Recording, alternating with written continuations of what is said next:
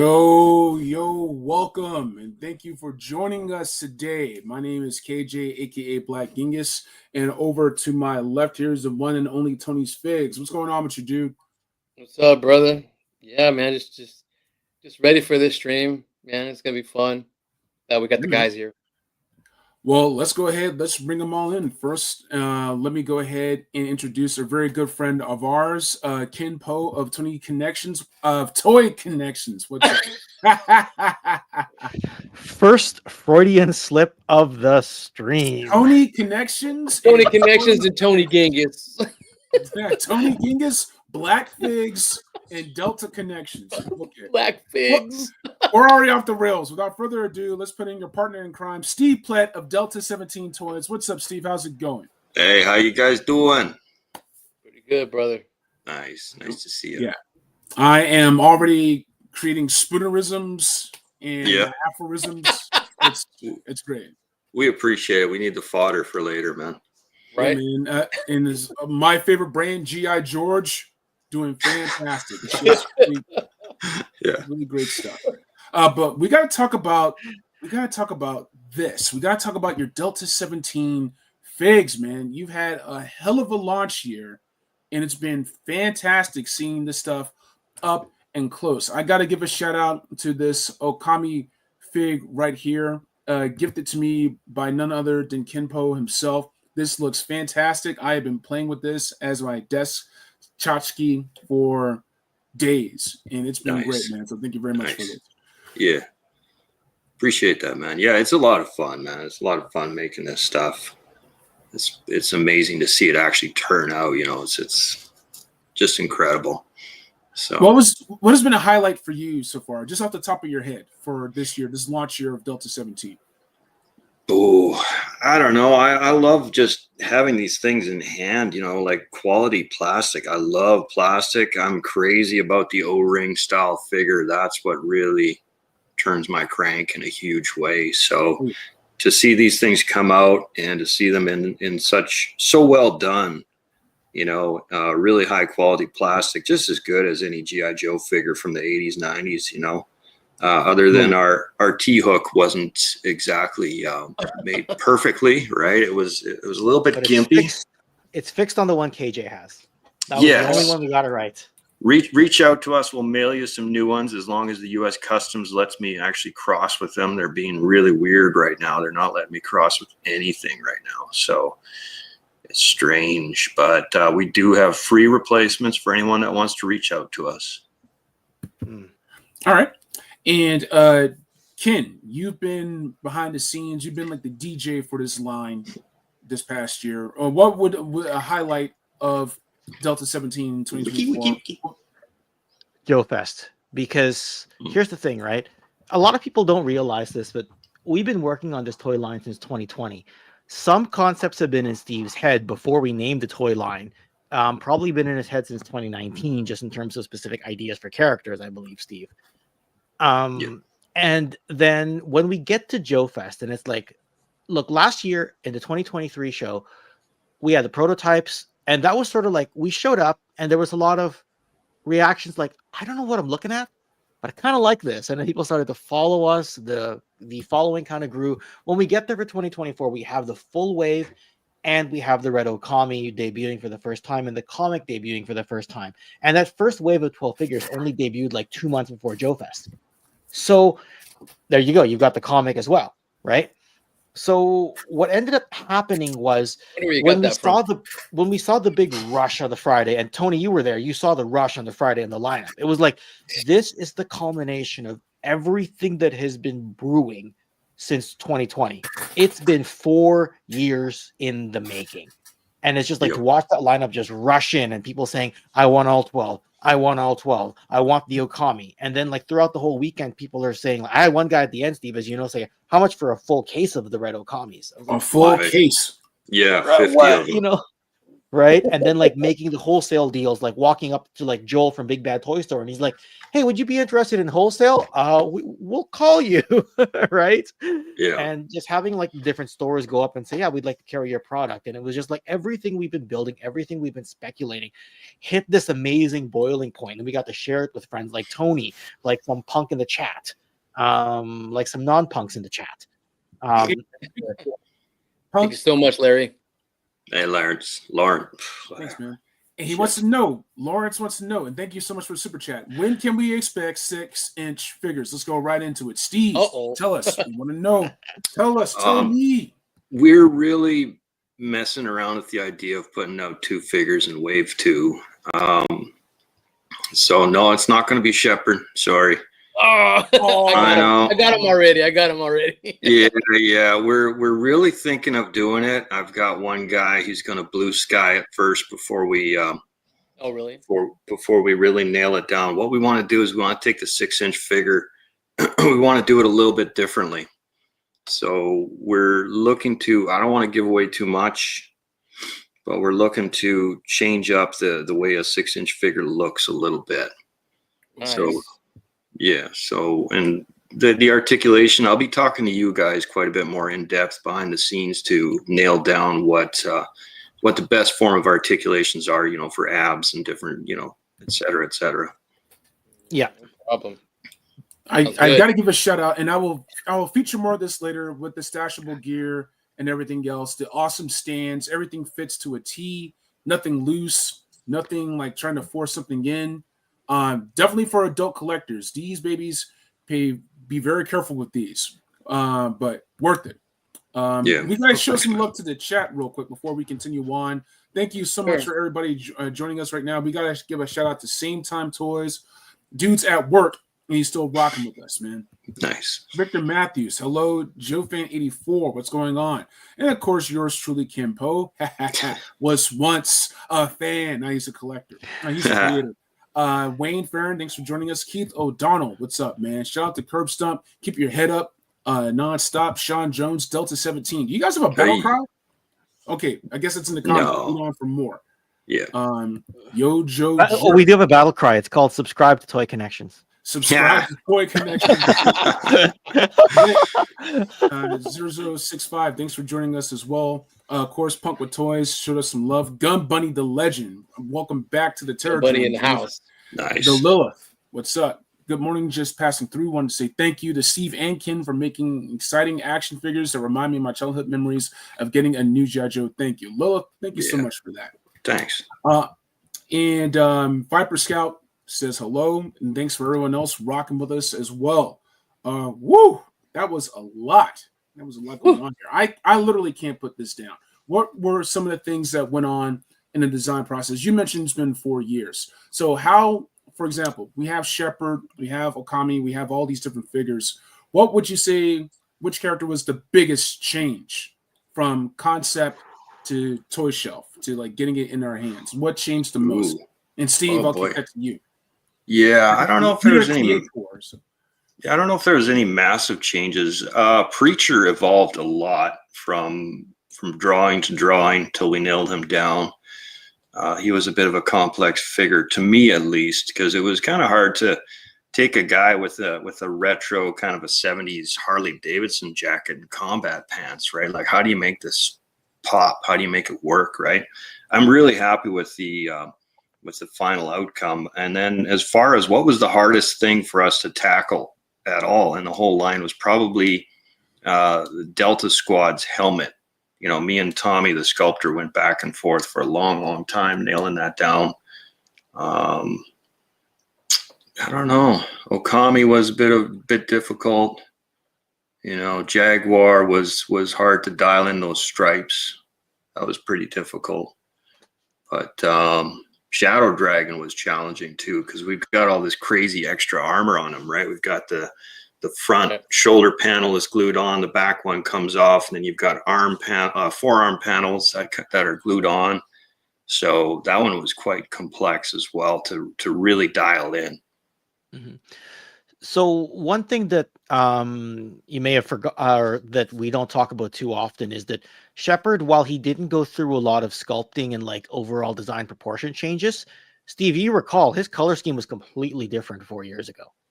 Oh yeah, he was supposed to be in all Yeah. desert camouflage, right? So Yes, Ooh.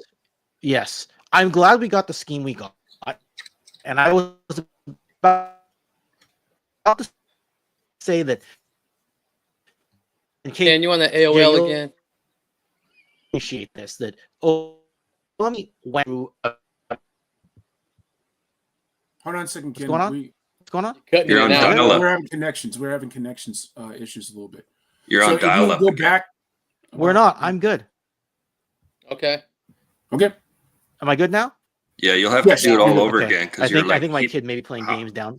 Oh, that's what. Shout out to Fortnite. Nice. Okay, Shout out to no worries. Fortnite.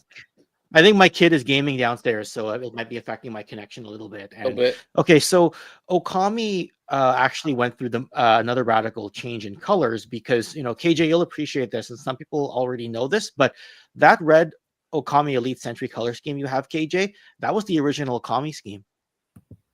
Yeah, That That's was awesome. what Steve drew it up as in the sketches. And then all of a sudden we went with the gray. And then when we had a Joe Fest exclusive, Steve was like, let's go back to the original color scheme. All right, cool.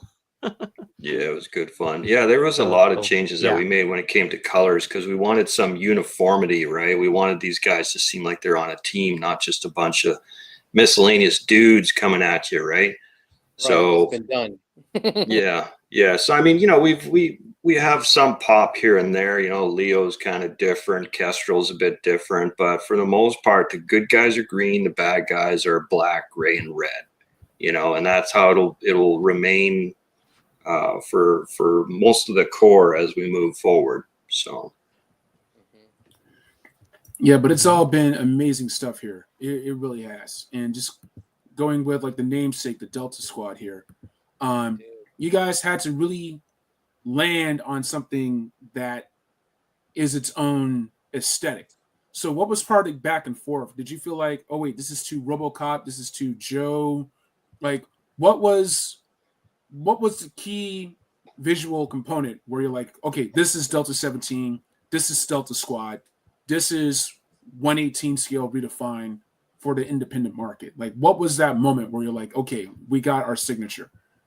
Yeah, if I could add to that, it's just looking so good, very, very urban military and tactical. It looks awesome. And then with the helmet, like, whoa, that's different.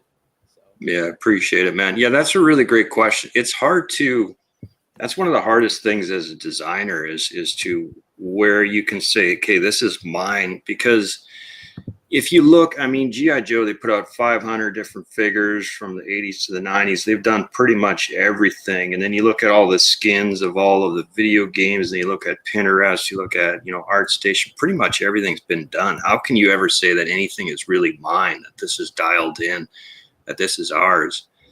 And that's really the tough place to be. I mean, there's nothing new under the sun, and yet we still claim that this is ours. But I don't really know how to answer that. We're very happy with where we're at. People enjoy it. I do feel like these things are ours. Designing is always very tricky. You can just keep on going forever and ever and never stop. And that's the hard part for an artist, is to actually stop creating and call something done, because you could tweak forever and ever, right? So yep, George Lucas. there we go. Yeah, exactly. Yeah. Love the sniper rifle here. This stuff is, you guys have to be commended. Like this stuff is as ferocious as any figure, let alone a 1/18 O-ring figure on the market. Like you guys are honest to God toy makers, and I just give you guys applause. Hold on a second. Wow. Jeez. Yeah, it's fun. Oh, thanks, you ever have any more pictures of that original desert looking Shepherd? I'd love to get my hands on him and do a 6-inch Shepherd like this one. Yeah, I think I got him over there printed out. I'm not sure if he's still on the top of the pile or if it got shuffled. I'm not sure. Are we allowed to show it? Are we allowed to show it? Sure. All right. Do I have to cover anything else up on this? We cover up Yeah, cover What's his something name? Oh yeah, there's the Nuke Trooper. That's got to be covered up, as well as Shadow Dragon's original. Oh, like look at that shepherd. I can Let me see. So we got repaints. That is so just to answer, Kim Best is asking, I hate myself for saying this, but I wouldn't mind repaints of Shepherd and others. Desert Shepherd is on the way. Can't speak for Arctic or Murdered Out Night Force Shepherd, but still. Ooh, and look at what Preacher used to look like as well. Mm-hmm. That is clean. No, I like that. Kestrel, but that is dope. Yeah. You see how Kestrel and Jaguar don't look that different. This stuff is as good as what we're seeing from the Transformer Collaborative Joes, from what we're seeing from Super 7 Reaction Plus. You guys are in there, and you're a part of this new resurgence. So I hope you really understand that. Joe Best is also asking, Joe Fan had a question. I collect modern Joes and like how their name is understand. Is there a way to get a decal or something with these names, the printing and whatnot? So is that in the cards?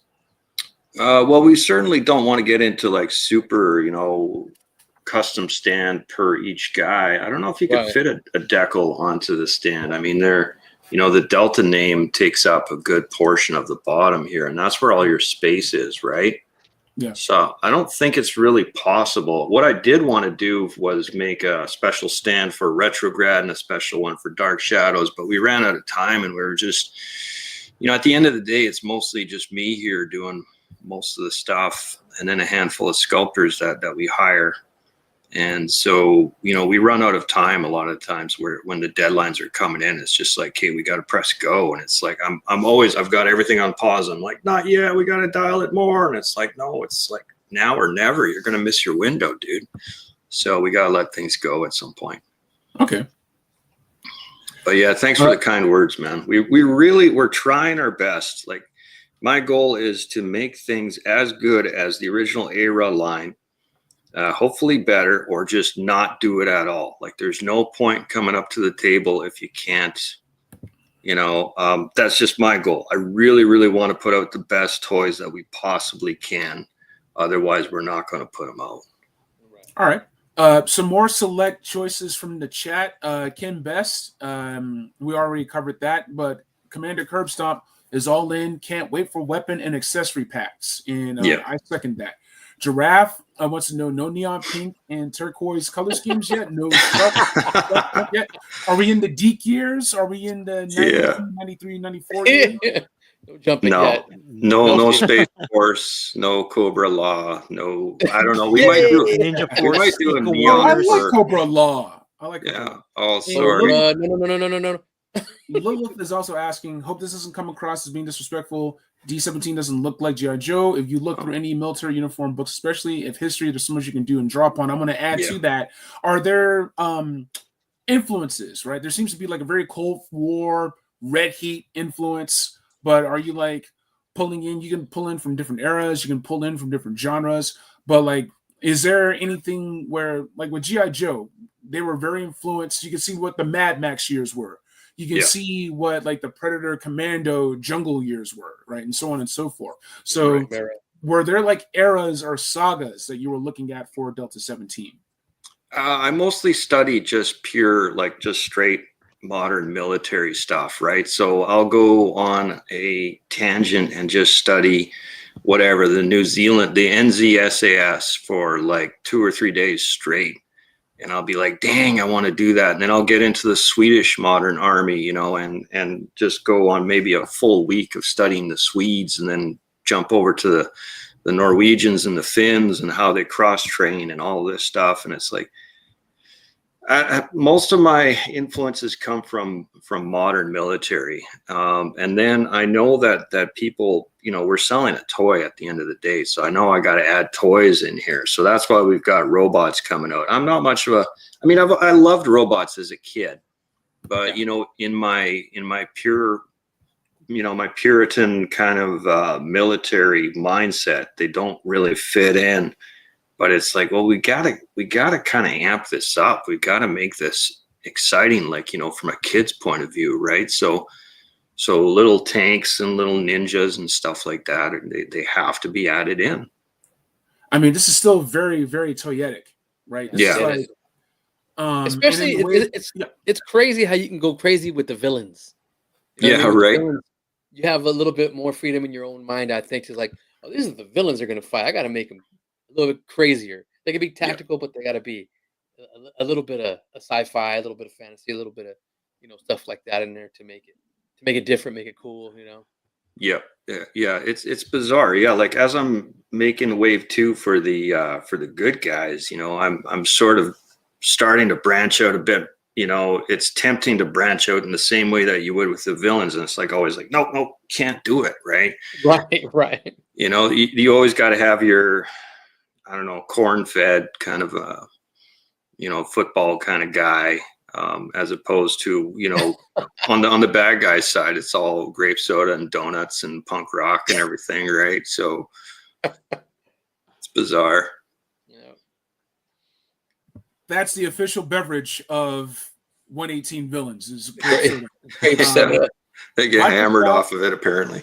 Yeah, they spike it. They pour some vodka. They put vodka in there. Twisted soda. It's that hard soda. Viper Scout, no mad scientist? No, we're not. Well, I mean, the whole idea of a mad scientist, I don't know. Like I listen to a lot of I listen to a lot of psychology too. It's something that I really enjoy.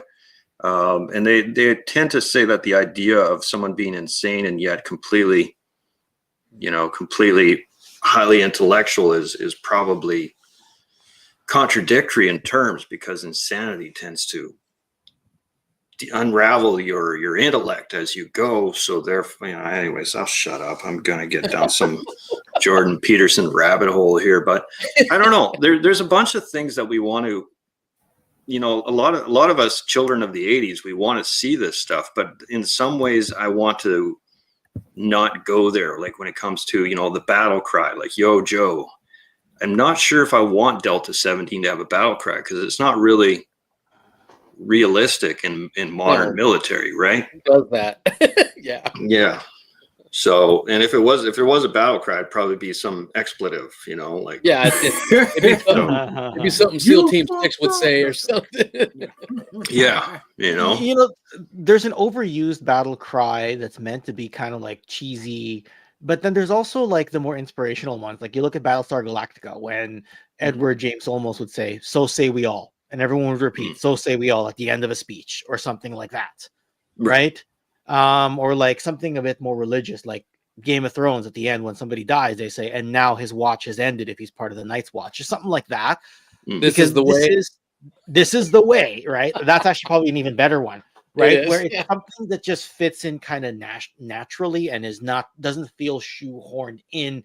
Like we're not trying to recreate that sort of like Yo Joe, I have the power kind of thing in the 80s, right? Because our, like you see our stuff, the packaging says 14 plus. There's a whole nother story about how we've tested it to be age range younger, but the packaging clearly says 14 plus. So that's our demographic for now. If we can ever get this into the hands of even younger kids, that'd be better, right? Yeah. Speaking of younger kids, that reminds me of the Vatican. Same time toys. Wonders like, okay, this is sort of like a gag suggestion, but the Papal Guard from the Vatican, there's no limit to this stuff, right? So right. It's like you guys can like really pull from a lot of stuff, but really, Keith O'Donnell brought up vehicles. The Hind helicopter came up in early days. Now the Hind helicopter is a massive helicopter. Yes. I think that may have been taken. Actually. Yeah. The Hind is still being worked on. We're having a tough time. I know most people wanted it to be 2.5 feet long. We're having a tough time keeping it at 2.5 feet. It's currently sitting at 3 feet, just because we were shrinking it down, and then the cabin space wasn't big enough, so we started expanding that, and then the tail was too short and it was looking kind of wonky. So our maximum size is 3 feet long for sure. We don't want to exceed that. But I don't think we're going to be able to deliver under 3 feet. And as far as other vehicles go, we've got lots of plans for other vehicles. There's some combos that I think people will find really, really exciting. So we want to do, like in some ways we've sort of tried to change the game a bit with our accessories, you know, and we want to do that with vehicles as well, where you know, one vehicle actually holds the second vehicle, but they're not kind of wonky. Like some of the G.I. Joe stuff where you had a second vehicle pop out of the original one was kind of like, you know, this is kind of not the best. I'll leave it at that, right? Whether it's the Raider or the Condor, which are all really amazing vehicles, but when you pop them in half, they're kind of like, you know. Right. So we want to do something different where both vehicles are going to be like, holy you know, they're both awesome. This sort of reminded me of, there was a British line called HM Armed Forces, and the way they got around the stuff was, it was very chibi style. So, for example, things were kind of like squished, basically. Oh yeah, nice. So you would have to play with the proportions, but it sounds like that's not something you're interested in doing, right? Like you don't want to squish it. Yeah, not like that, you know, like because that Harrier looks like an egg, right? Yeah, it looks like a little kid's toy, kind of. Yeah, which is fun. You know, I would probably collect that line. It looks kind of cool. Yeah, but it's not, you know, as an adult, you're not like, whoa, this is a respectable death dealing machine. It's more like hee, you know. Yeah, or just like the squishness of it takes away from. I like that right there. That's not bad. You guys are trying to do. That's not bad. Yeah, that one's not bad. You know, some squish and stretch is good within reason, right? I mean, that one that you're showing there was well done. I think that I'm not going to disrespect that one at all. That looks good. Yeah. Okay. That looks cool. That's like a real G.I. Joe thing right there. Yeah. He's going to mess with some of those too. This HM Armed Forces was originally for, I want to say, either 8-inch or even 12-inch, like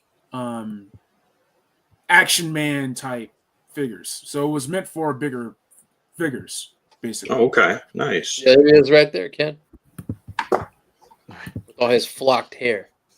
Yes. Get the flock out of here. Flock out. That's the battle cry. That's the battle cry. There we go. Flock out of here. You hear Shepard, get the flock out of here. So this one's a bit interesting. Bobby Wold is saying, I like to see third-party groups take on more characters that Hasbro are afraid to do, like Fresh Monkey Fiction's Hooded Cobra Commander. So you guys already have masked figures. You guys could go places that Hasbro can't. You guys could do Ku Klux Klan figures, basically, to have them. But they're an actual group, so they may not like getting, having things happen to them. That's the extreme example right there. Right. Okay. Yeah. Let's just do the Klan versus the Panthers, and hell yeah. While we're at it, like let's just try to stay away from controversy altogether. There. Grant Hampton's Revenge. I'm down for that, man. Yeah. Grant Hampton taking out some feds and be like, "Oh, you thought reincarnated, bitch? No." Yeah. All right. So we have Gun Bunny Customs. Those HM Armed Forces tanks work awesome for classified. I use it as a base for my AP. They did, man. Whoa, a Delta. Well, never mind. I'll stop because you guys already have plans. Yeah, how far are the plans going right now? You guys got plans to like 2030 or what? Yeah, it's like I never nail anything truly down because I like to keep things fluid. Like we have, I guess, 13 figures. I guess if you add in Hailstorm, that would be 14. 15 with both color schemes. Well, yeah, but that's... I know the blue one's non-canon, so I know what you mean. Yeah, right. I don't know. We've got a lot of guys that we want to do, a lot of girls that we want to do, a lot of things that we want to do. I don't nail it down. I like to keep it very, very fluid as we go because some things like I'll be like, okay, wave 2 is going to have these 12 guys. And then as we approach and as we're working, I'll start to pop people out and replace them with someone else that makes a bit more sense for where we're going in the plot and where we want to, this guy versus that guy. Sometimes if you have let's say an Arctic trooper over here, you want an Arctic trooper over there. So you'll pop this person out and replace him with someone else. So yeah. All right. But we have a lot of stuff that we could easily go to 2030 for sure, you know, and it takes about 2 years to do a wave, so it's not like we're doing a wave every year. I wish we could do a wave every year, but it would have to be smaller, like 6 to 8 figures probably. Okay. It is. I know we've gotten some questions in the past about like, hey, how come there's not much for Wave 2? Are you already running out of steam after Wave 1? What they don't realize is that we worked in the background for how many years before anybody even knew who we were. From 2020 to 2023, nobody knew anything about us. We sort of just showed up in 2023. Then there was a bit of fanfare, and then 2024 was kind of like the big loud sound that, you know, you just go, oh wow, you're already done, you're ready to go. And then you're kind of back to square one at Wave 2 again. Yeah. You're trying to develop, but you're not changing anything in your development process. It's just now it's very public, as opposed to before we developed most of Wave 1 behind the scenes. And that's why 2025, as much as it's not going to have Wave 2 out, we're still going to have, for all intents and purposes, 4 figures out there. We'll have the Joe Fest exclusive, which will be a 2-pack. We'll have the Hailstorm in its standard colors, and then we'll have the non-canon blue color for Hailstorm. So effectively you still get 4 figures in 2025, which is not a bad way to go about things, right? Yeah, because you do get new tooling entirely for Hailstorm, even if the Joe Fest exclusive is not going to be new tooling. And then we work into 2026 where we hope we can get that next wave out. But we're at the mercy of every logistical constraint in the world, everything from the availability of your sculptors to the availability of your factory. And, you know, I'm not saying they're not going to be available, but if they have more pressing work, you know, a month off here and a month off there could push things back, right? Yeah. Well, sure. It's definitely a strong lineup. And especially once I got him in hand, man, that's that drug dealer. There, the first case is free. I was like, all right, well, I'm back. Yeah, yeah. We're selling the purple caps, not the cheap, you know, red cap or silver caps here. So, I've got a question for you both, and I'll start with Ken. Ken, what would something about Delta-17 in 2024 that exceeded your expectations? And I'm pretty sure my dude, Tony, he's got several questions, so I'll shut up after this. So what exceeded the expectations, what you're saying? Oh, yes. I'm going to go to a certain figure, Thunder Battalion. Neither me nor Steve, maybe I'm wrong, Steve, but we didn't figure that was going to be as highly sought after as it was. I thought the Okami would outsell it. Like, I actually thought that the Okami was going to be our big army builder. And I'm not saying the Okami's done poorly, because once the red one dropped, everyone back and bought the gray one. But it seems like everybody wants 4 of the Thunder Battalion, right? And, you know, in the packaging there, the belt pouch is actually on backwards.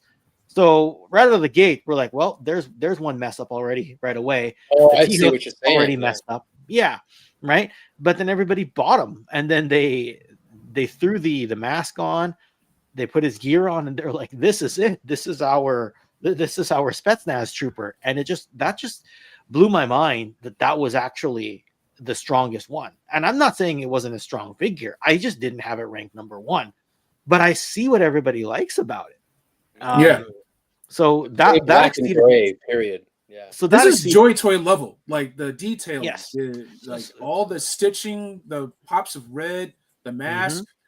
An import figure like this would be $40-$50 easy. I'm talking Acid Rain, I'm talking Haya Toys, but you can get this stuff right here and now. Delta17toys.com, delta17.myshopify.com. This stuff, you guys are pulling your weight and you're batting as good as the greats. Like, you're on some Freddie Friedman stuff right now. You're on some walk-off for the month of December. Stuff. Thank you. For the month of December, that's $20. So. Okay. Yep. Got a big sale going on right now. You guys want some? You got to go grab them. Grab them the other thing that really exceeded my expectations is just the high level performance of our project manager who works with the factory. Steve, you know what I'm talking about. We'll be talking, and he'll be like, "Okay, he sent back some files. I got to get on this." And he was the one pushing us, not the other way around, which was crazy. Yeah, it was hard to keep up with them. Him and his team are amazing. They're amazing. Yeah. You know, like when we get into the refining of the sculpts and get it ready for tooling and all that stuff, when we get into that zone, it can be 4 to 6 hours a day, every day for a couple of months. So just working on just strictly on with the factory on fine tuning every little detail. So I really enjoy fine tuning. For me, things are about details. We have to get details right. I love getting really down to the molecule and you know, trying to dial everything in. That's where I really, really thrive, right? So yeah, man. I had a question too. I was just thinking of it, and I'm like, why didn't I ask this a long time ago? When you were in the process of designing, you know, the different squads for the villains and the good guys, was there any outline that you had to follow, like that you made for yourself? Like, okay, I got all these individuals I want to make there in my head for the villains and the heroes. And then, you know, because I would think that make an individual with my mentality, I got to make his, you know, this is the alpha, his omega is this guy, is this villain, you know, like right. you have so many good guys. Okay, these are the individual bad guys, and then you can always kind of lean on, I'm gonna make a badass looking army builder for both, and then maybe differentiate off that. Was there any like anything you made for yourself, like, because you can kind of just go off the chain and make individuals and say, well, army builder is kind of easy because we just got to make a bunch of them. You know what I mean? Yeah. So, you know what I mean? So it's just like, was there anything like any outline you followed, or just, you know? I keep it really, really fluid. I don't really stick to an outline too much. You know, for every negative, you need a positive. You need to balance the teams against each other and that stuff. But at the same time, that being said, you know, on the bad guy side, we do have a bunch of martial arts dudes, right? You know, you got the Okami, you've got Jaguar's got his sword batons, you've got freaking Shadow Dragon's got 2 katanas. What can he do with that? Is he any good? And over here, you got none of that, right? Right. So are we gonna answer that in the near future? I'm not sure. I don't know how. Like, again, I'm so hardcore military and realism. When it comes to the good guys, they gotta stay true blue. So we might. There will be answers to it. There will be ways to defeat them. Whether or not we're going to go full, you know, Nth Man or G.I. Joe with it is to be determined. As far as Wave 2 goes, we've got a lot of heavy military stuff coming out, military focused and Operator type, tactical. Yeah. So the one thing that you did follow, Steve, is that you were dead set on getting 12 figures for Wave 1. Yeah. And we talked to 2 factories before, and they're like, that's really ambitious. We're not saying you can't do it, but that's really ambitious. And we're like, yeah, we really want to do 12 figures. And I know initially we got the 12. Initially we had 11, and then Hailstorm was going to be the 12th, but then we did the 2 different Delta squads and ended up with 12 anyway. And then Hailstorm just had to be sculpted in a completely different manner. And that's how it ended up as Wave 1.5, because it was initially Wave 1, right? So by the time Hailstorm comes out between Wave 1 and 1.5, you'll have 14 figures plus JoeFest exclusives. So you count the 2-pack, you count the Red Okami, that's 17 figures by the time June 2025 rolls around. But the big thing was that you were dead set on making a splash with 12 figures. You didn't want to do a small wave and then another small wave. No, yeah, my anthem or my motto has always been like, if we're going to come in, we got to come in hard like a pack of gorillas on bath salts, right? So that's kind of how, that's kind of how we want to do it. But you know, I think we delivered, thanks to the production manager. He's incredible. Thanks to the sculptors, you know, our whole team, Ken, everyone that we're working with. We've been able to do it. Will we be able to continue to do it? Absolutely. Hell yeah. We're going to keep knocking it out of the park. And, you know, so we want, so there's a sale on right now, 20% off of everything except the Red Okami is only 10% because he's kind of new and there's not very many of him. So we don't want to just fire him out the door. Right. But yeah, and there's a free online comic. If anyone wants to check it out, you go to our website. You'll see there's a free comic there. You can buy it in print form if you want, but for now, it's on the web as a free read. It's only $4 if you want to add it to an existing order, right? That's awesome. Okay. Yeah. One. Highly recommend it. Go ahead and get yourself a copy. Thanks to my Terrordrome bro Tony for hooking me up with this issue right here. Nice. Yeah. So you guys know this ecosystem. You know this landscape. You've been collectors for years, for decades. What was it about the O-ring situation, basically? Circa 2020, or when you guys were starting this, that left you. Was it dissatisfaction, or was it just purely for the love of it? Like, what was it that just really jump-started this and poured kerosene on that bonfire to be like, they're not doing this, so we're gonna have to? And that leads to Thunder Battalion, that leads to Okami's, Preacher, Rooster, you name it. Like, what was it? And be like, why haven't they done this? Now we have to. Like, what was it? Well, I'll back it way up then. Ever since I was a kid, I've been creating and writing, and so I want to do full-length cartoon feature movies as well as cartoon series. I want to do comics. I want to do toys. So I've been spending thousands and thousands of hours writing and filling binders full of drawings and plots and different stuff like that. And then in 2019, I almost bought an O-ring, figure line that was doing primarily repaints, right? So I started getting together all these themes and teams. I really wanted to ramp it up and make it, so there was cohesive teams, not just like, now this guy's blue, that guy's black. And as I was doing that, I was like, man, as time goes by, I want to start making new characters. That would be my own stuff. So the guy that was about to sell me the line, he backed out. Like, there was just like, I don't know if he can, he was like, I don't know if I want to really actually do this, if I really want to sell it. And I'm like, all right, that's okay. So I spent about a week just kind of scratching my head. And I was like looking at all these drawings of all these new guys that I wanted to make eventually, like that was my goal with this company, was like, eventually retire the old G.I. Joe molds that are just being recolored and do my own stuff. And it's like, well, why don't I just do that? Just jump straight to that. And it's like, is that possible? I don't know. So we just started digging, and I reached out to a couple of guys out there like Ken, and we just started digging and finding project managers. And I looked on ArtStation. I found some sculptors. I was like, this guy's probably the best that I can find. So I approached him, and I found him just at the exact moment where he was in between jobs, and he's like, all right, I'll do it. So we just went for it. So the whole time I was wondering, is this actually possible? There was a part of me that was like, I don't know if this is possible, but we might as well just keep going because we started, right? So one thing I'll caveat is, do you really think these figures would have looked as good in the modern 4-inch scale, like the 25th anniversary Joes? I hesitate to say yes, because a lot of the detail is in the torso, and in the 1/18th O-ring scale, the torsos are wider, right? They're just bulkier overall.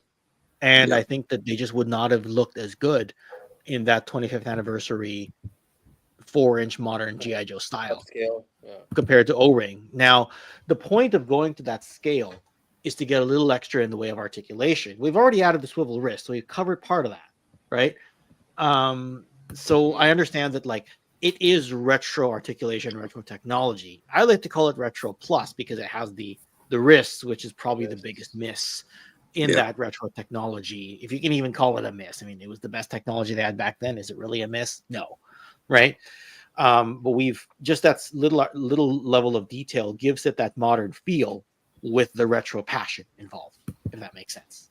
Yeah. Yeah. And when it came down to like, okay, if I'm going to devote my life to a toy line, it's like, well, I want to reach for the golden ring, the top of the mountain. To me, the pinnacle of toys is the O-ring figure. And that's just an opinion. That's all it is. Right.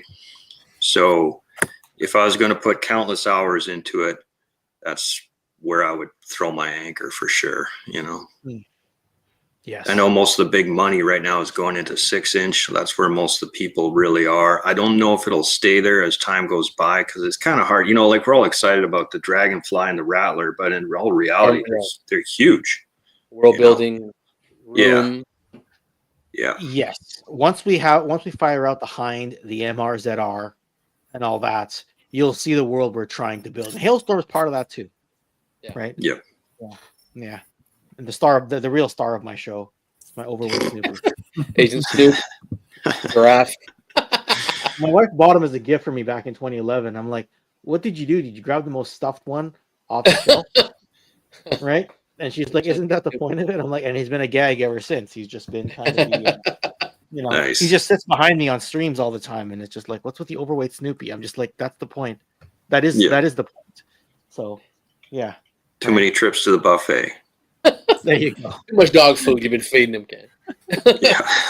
He was well fed during the pandemic. I can't complain. Nice. Taking him to the bar too and drinking him. It's just going to his belly. Yeah. Anything I can't chug, he's just like me. Fill that bowl.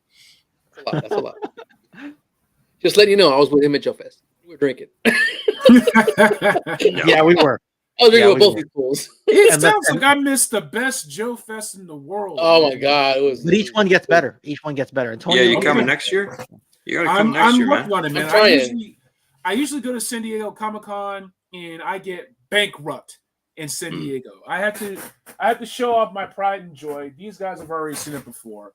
I have to show this off really quick. This is the poster I got from San Diego Comic-Con, actually signed by the Joe team. So there's the artist Tom Whalen, Lenny Benzica, Emily Bader. Cool. Shout out to Tony Colella. Shout out to John Warden, who deserved much, much better, but he's going to land back at his feet. I'm not going to ask you if you've approached John Warden. I'm just saying I like John Warden. And, of course, Sarge, who signed this. So I got to really choose. Like, is it going to be Joe Fest? Is it going to be San Diego Comic-Con? It's a Sophie's choice, man. I'm just saving up my money now, and because I want to do a lot more, especially with the Black Genghis brand and kicking it with Tony and the Terrordrome, and, of course, the homies over at Toy Kind of Mood, who were well represented in Joe Fest last year. Let me just put it that way. So we'll see. Nice. We'll see how that goes. Well, let's hope so, man. Let's hope so. Yeah. I'm working on questions in my head right now, so I'm. Oh no, I was making sure my internet didn't crap out again. So, yeah. I mean, otherwise I was gonna say, hey, how about that Robo Skull? That's all I was gonna say. Oh yeah. Oh yeah. I got it here too. Shout out Genghis got it. Whip them out, boys. We're gonna talk about this tomorrow. Oh, you have two different versions. Oh, they're flexing. Look at that. Bring them out. Bring them out. Bring them out. Look at how big that thing is. Now I remember it at Joe Fest. Oh my god. This thing is massive. XC6. That's what she said. Gigantic. Hey, go ahead, Steve. Yours is the. Take it to the limit. Oh, you got the red skull, and now you're digging it. Nice. Oh, there you go. I'm digging it. Sweet. This is it may be recency bias, but I think this might be definitely top 5. I'm still thinking about it. Some people are saying tour of the year. I got to play with it a little bit more. The ratcheting, right? So you guys have done really great stuff with Delta-17 where I can put this stuff with anything, you know? Like I can put this, it just fits, man. Like, you know, if you were able to get the HISS tank from the retro collection, like you can fit these guys in with it. You can make like a little Crimson Ninja team. So like part of the appeal of Delta-17 that it blends in, right? So was that a happy accident, or were you like, let's make sure that this just meshes? This meshes with, you know. I don't know. You know, I was really surprised. Like when I made the bad guys team, I made them all gray, red, and black, and I thought that I was doing something semi new there. Not new, but you know, something a little bit unusual. And then as everyone else brought out their stuff, there was a lot of red, black, and gray going on. So it's like, hey, right on. You know, it all blends together. That's awesome. So it obviously, you know, I wasn't the only one smoking that, whatever that was. you know, we were all coming up with the same thing. So it's good. It all fits together really well. So I'm actually quite excited about that. Right. They all come out really, really good. Production defects. Oh, Tony, you gotta help me out here.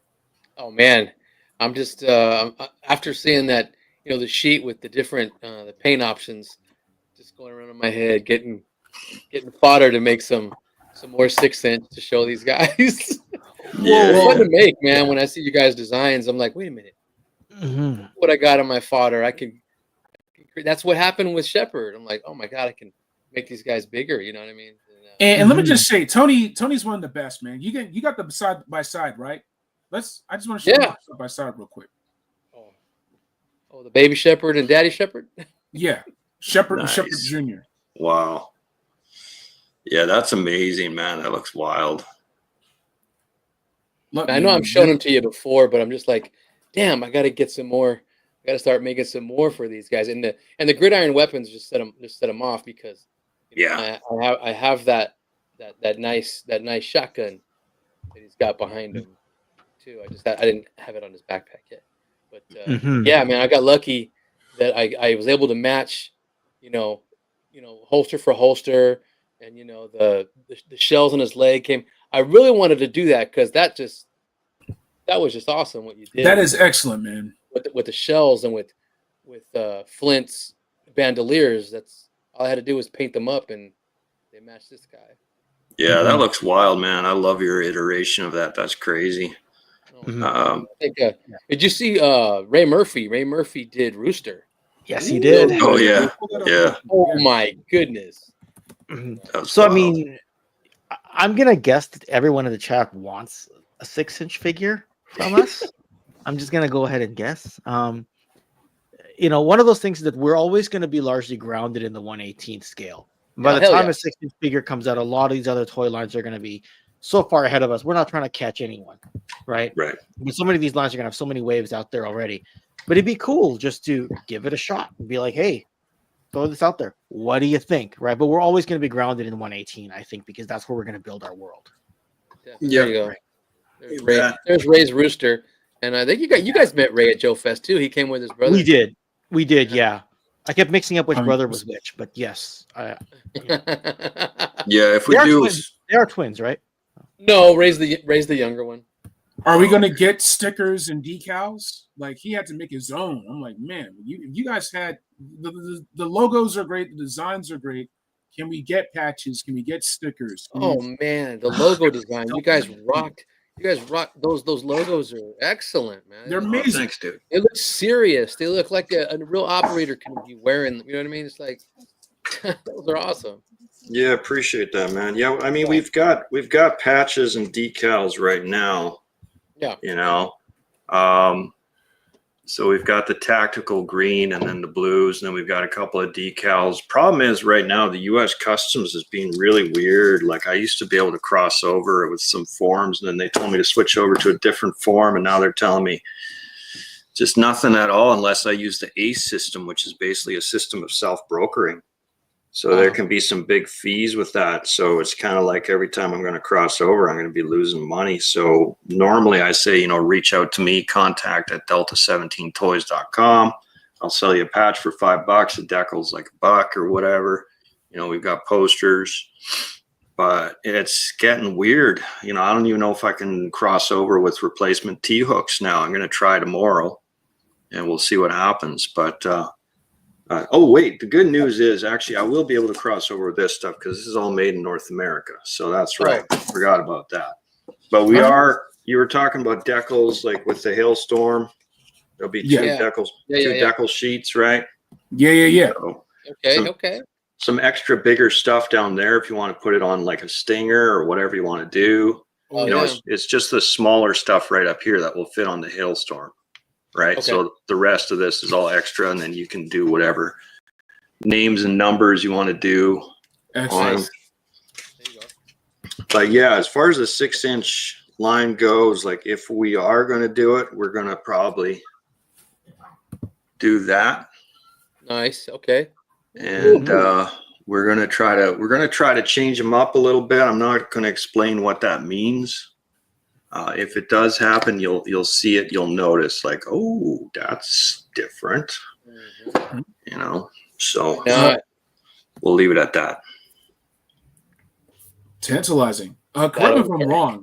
What's the cost differential between the tooling and production manufacture of a 118 scale figure and a 112 scale figure? Because it's all tooling, it's all materials and paint and everything else. So what is the big difference, figure to figure?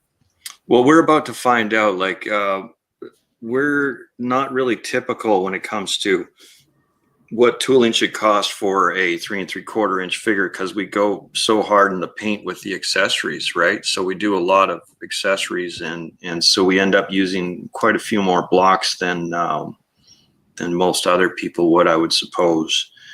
So it depends on how hard. Well, with the accessories, obviously, if we do Death Barrel and Rooster, we're going to do the exact same accessories. So I would think the difference in funding for tooling would probably be about $2 to $3 grand US per figure at the most. Oh, so it's not too bad.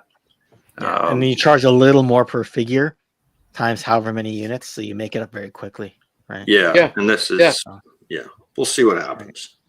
So what about like a Kickstarter or something, or do you not need it because you're 10 toes down in how you set everything up already? Well, we might look at the Kickstarter model when it comes to the Hind, but that would be only to find out how much to make and to find homes for them, as well as to advertise for it. You know, you can get a lot of great advertising out of Kickstarter. I just don't like paying them fees because I don't think they're really worth it and all that stuff. But it's a good way to build your base. It might be a good idea to do for the 6-inch line.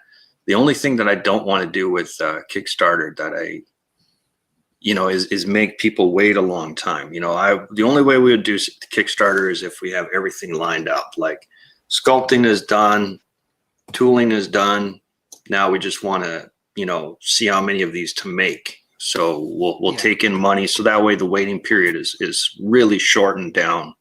Yeah, be like 10 months delivery time or something like that.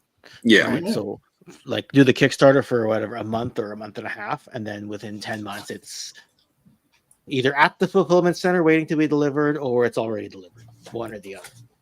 Right. Just in that time frame in general.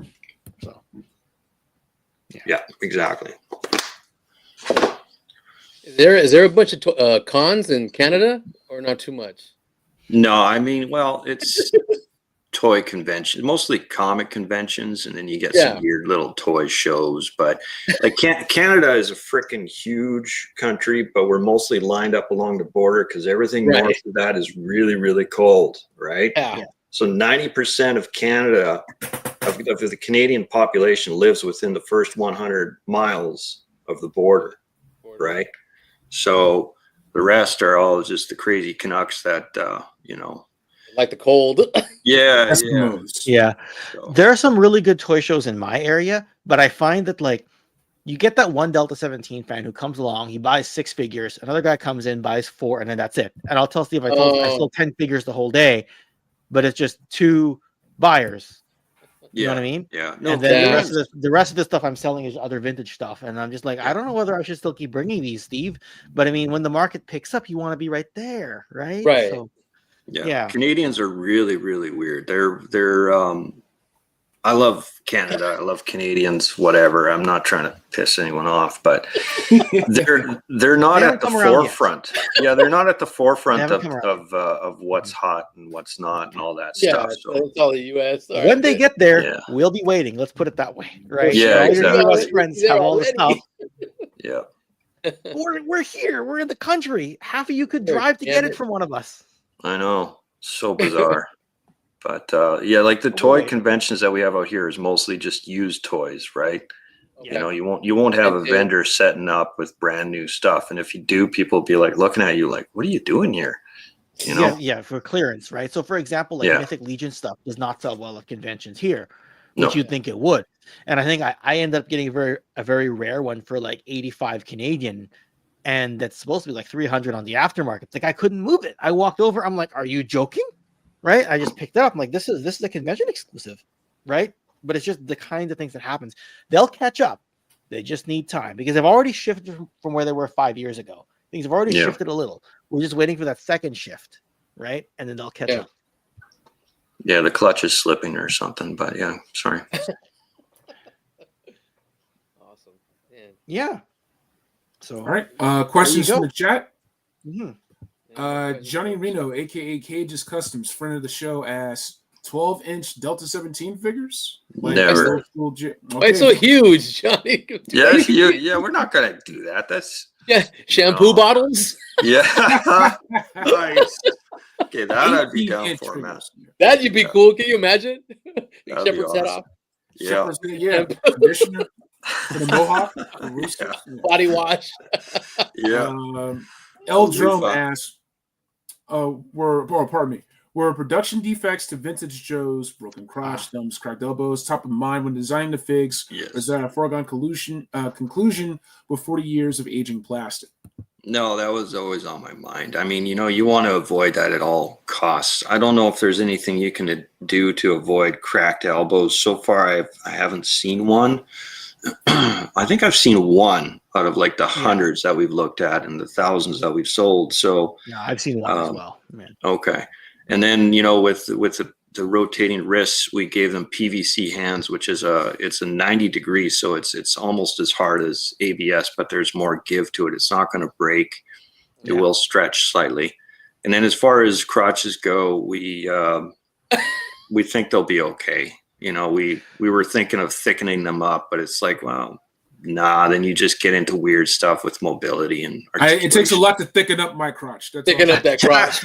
Steve, when I was talking to our factory guy, he did say that I thought we did do an 11th hour thicken on it around the FEP stage, and that's why we had the T-hook problem. That's what he had told me, but he was also having a bit of a foggy memory because at that point it was just you and him. Like I was in the advertising mode at that point in time. I thought we did that. Yeah. But I know I went back and forth. I can't remember where it. Where did it land? Did you tell him go ahead or did you tell him no? But it makes sense that's why the T-hook suddenly had some issues.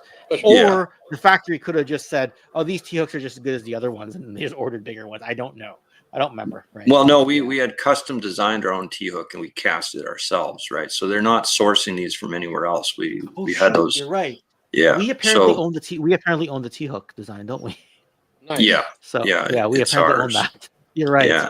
And then I remember that now. He was like, "That's not mine." That's what he told me. I don't want to say who we gave it to. We were kind enough to give our T-hook design to another O-ring manufacturer out there. So they might also have some limb lifting issues in the future, but I won't mention who that is. And I kind of feel bad. It's like I gave you a broken item. Oops.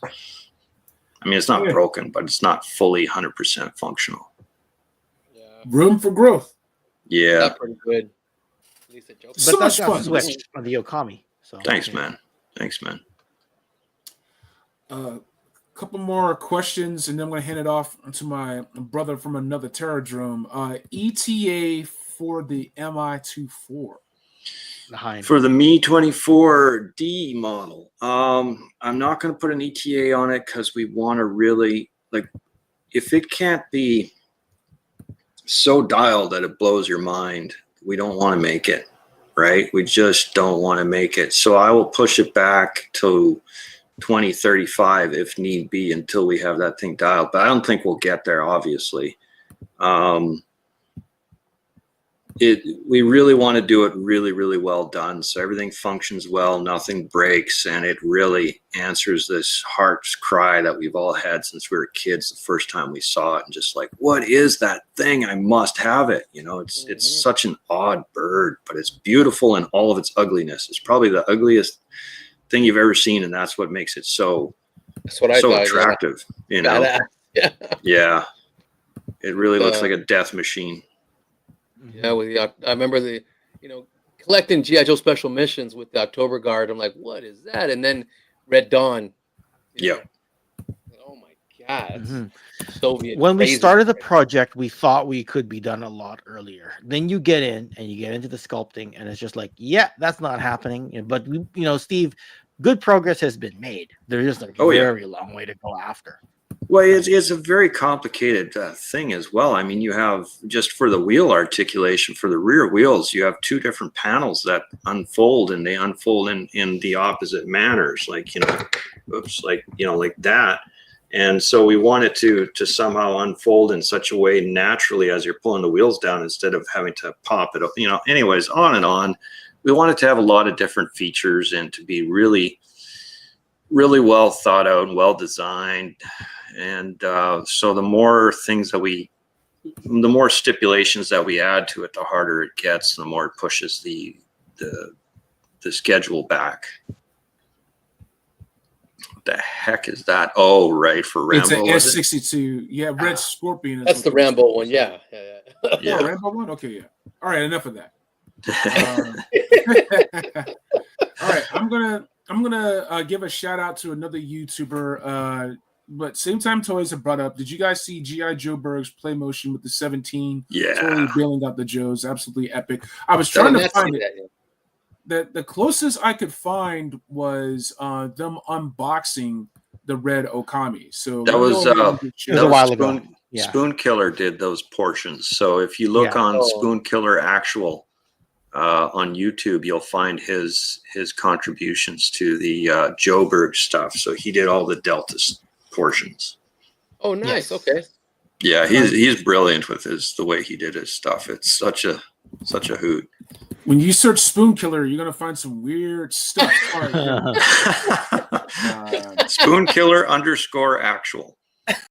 Got it.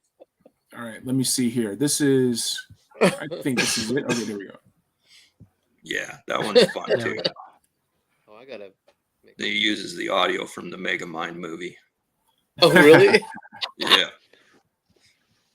So be sure to visit Spoon Killer Actual. Well, don't look at that. Leonidas' look is crazy.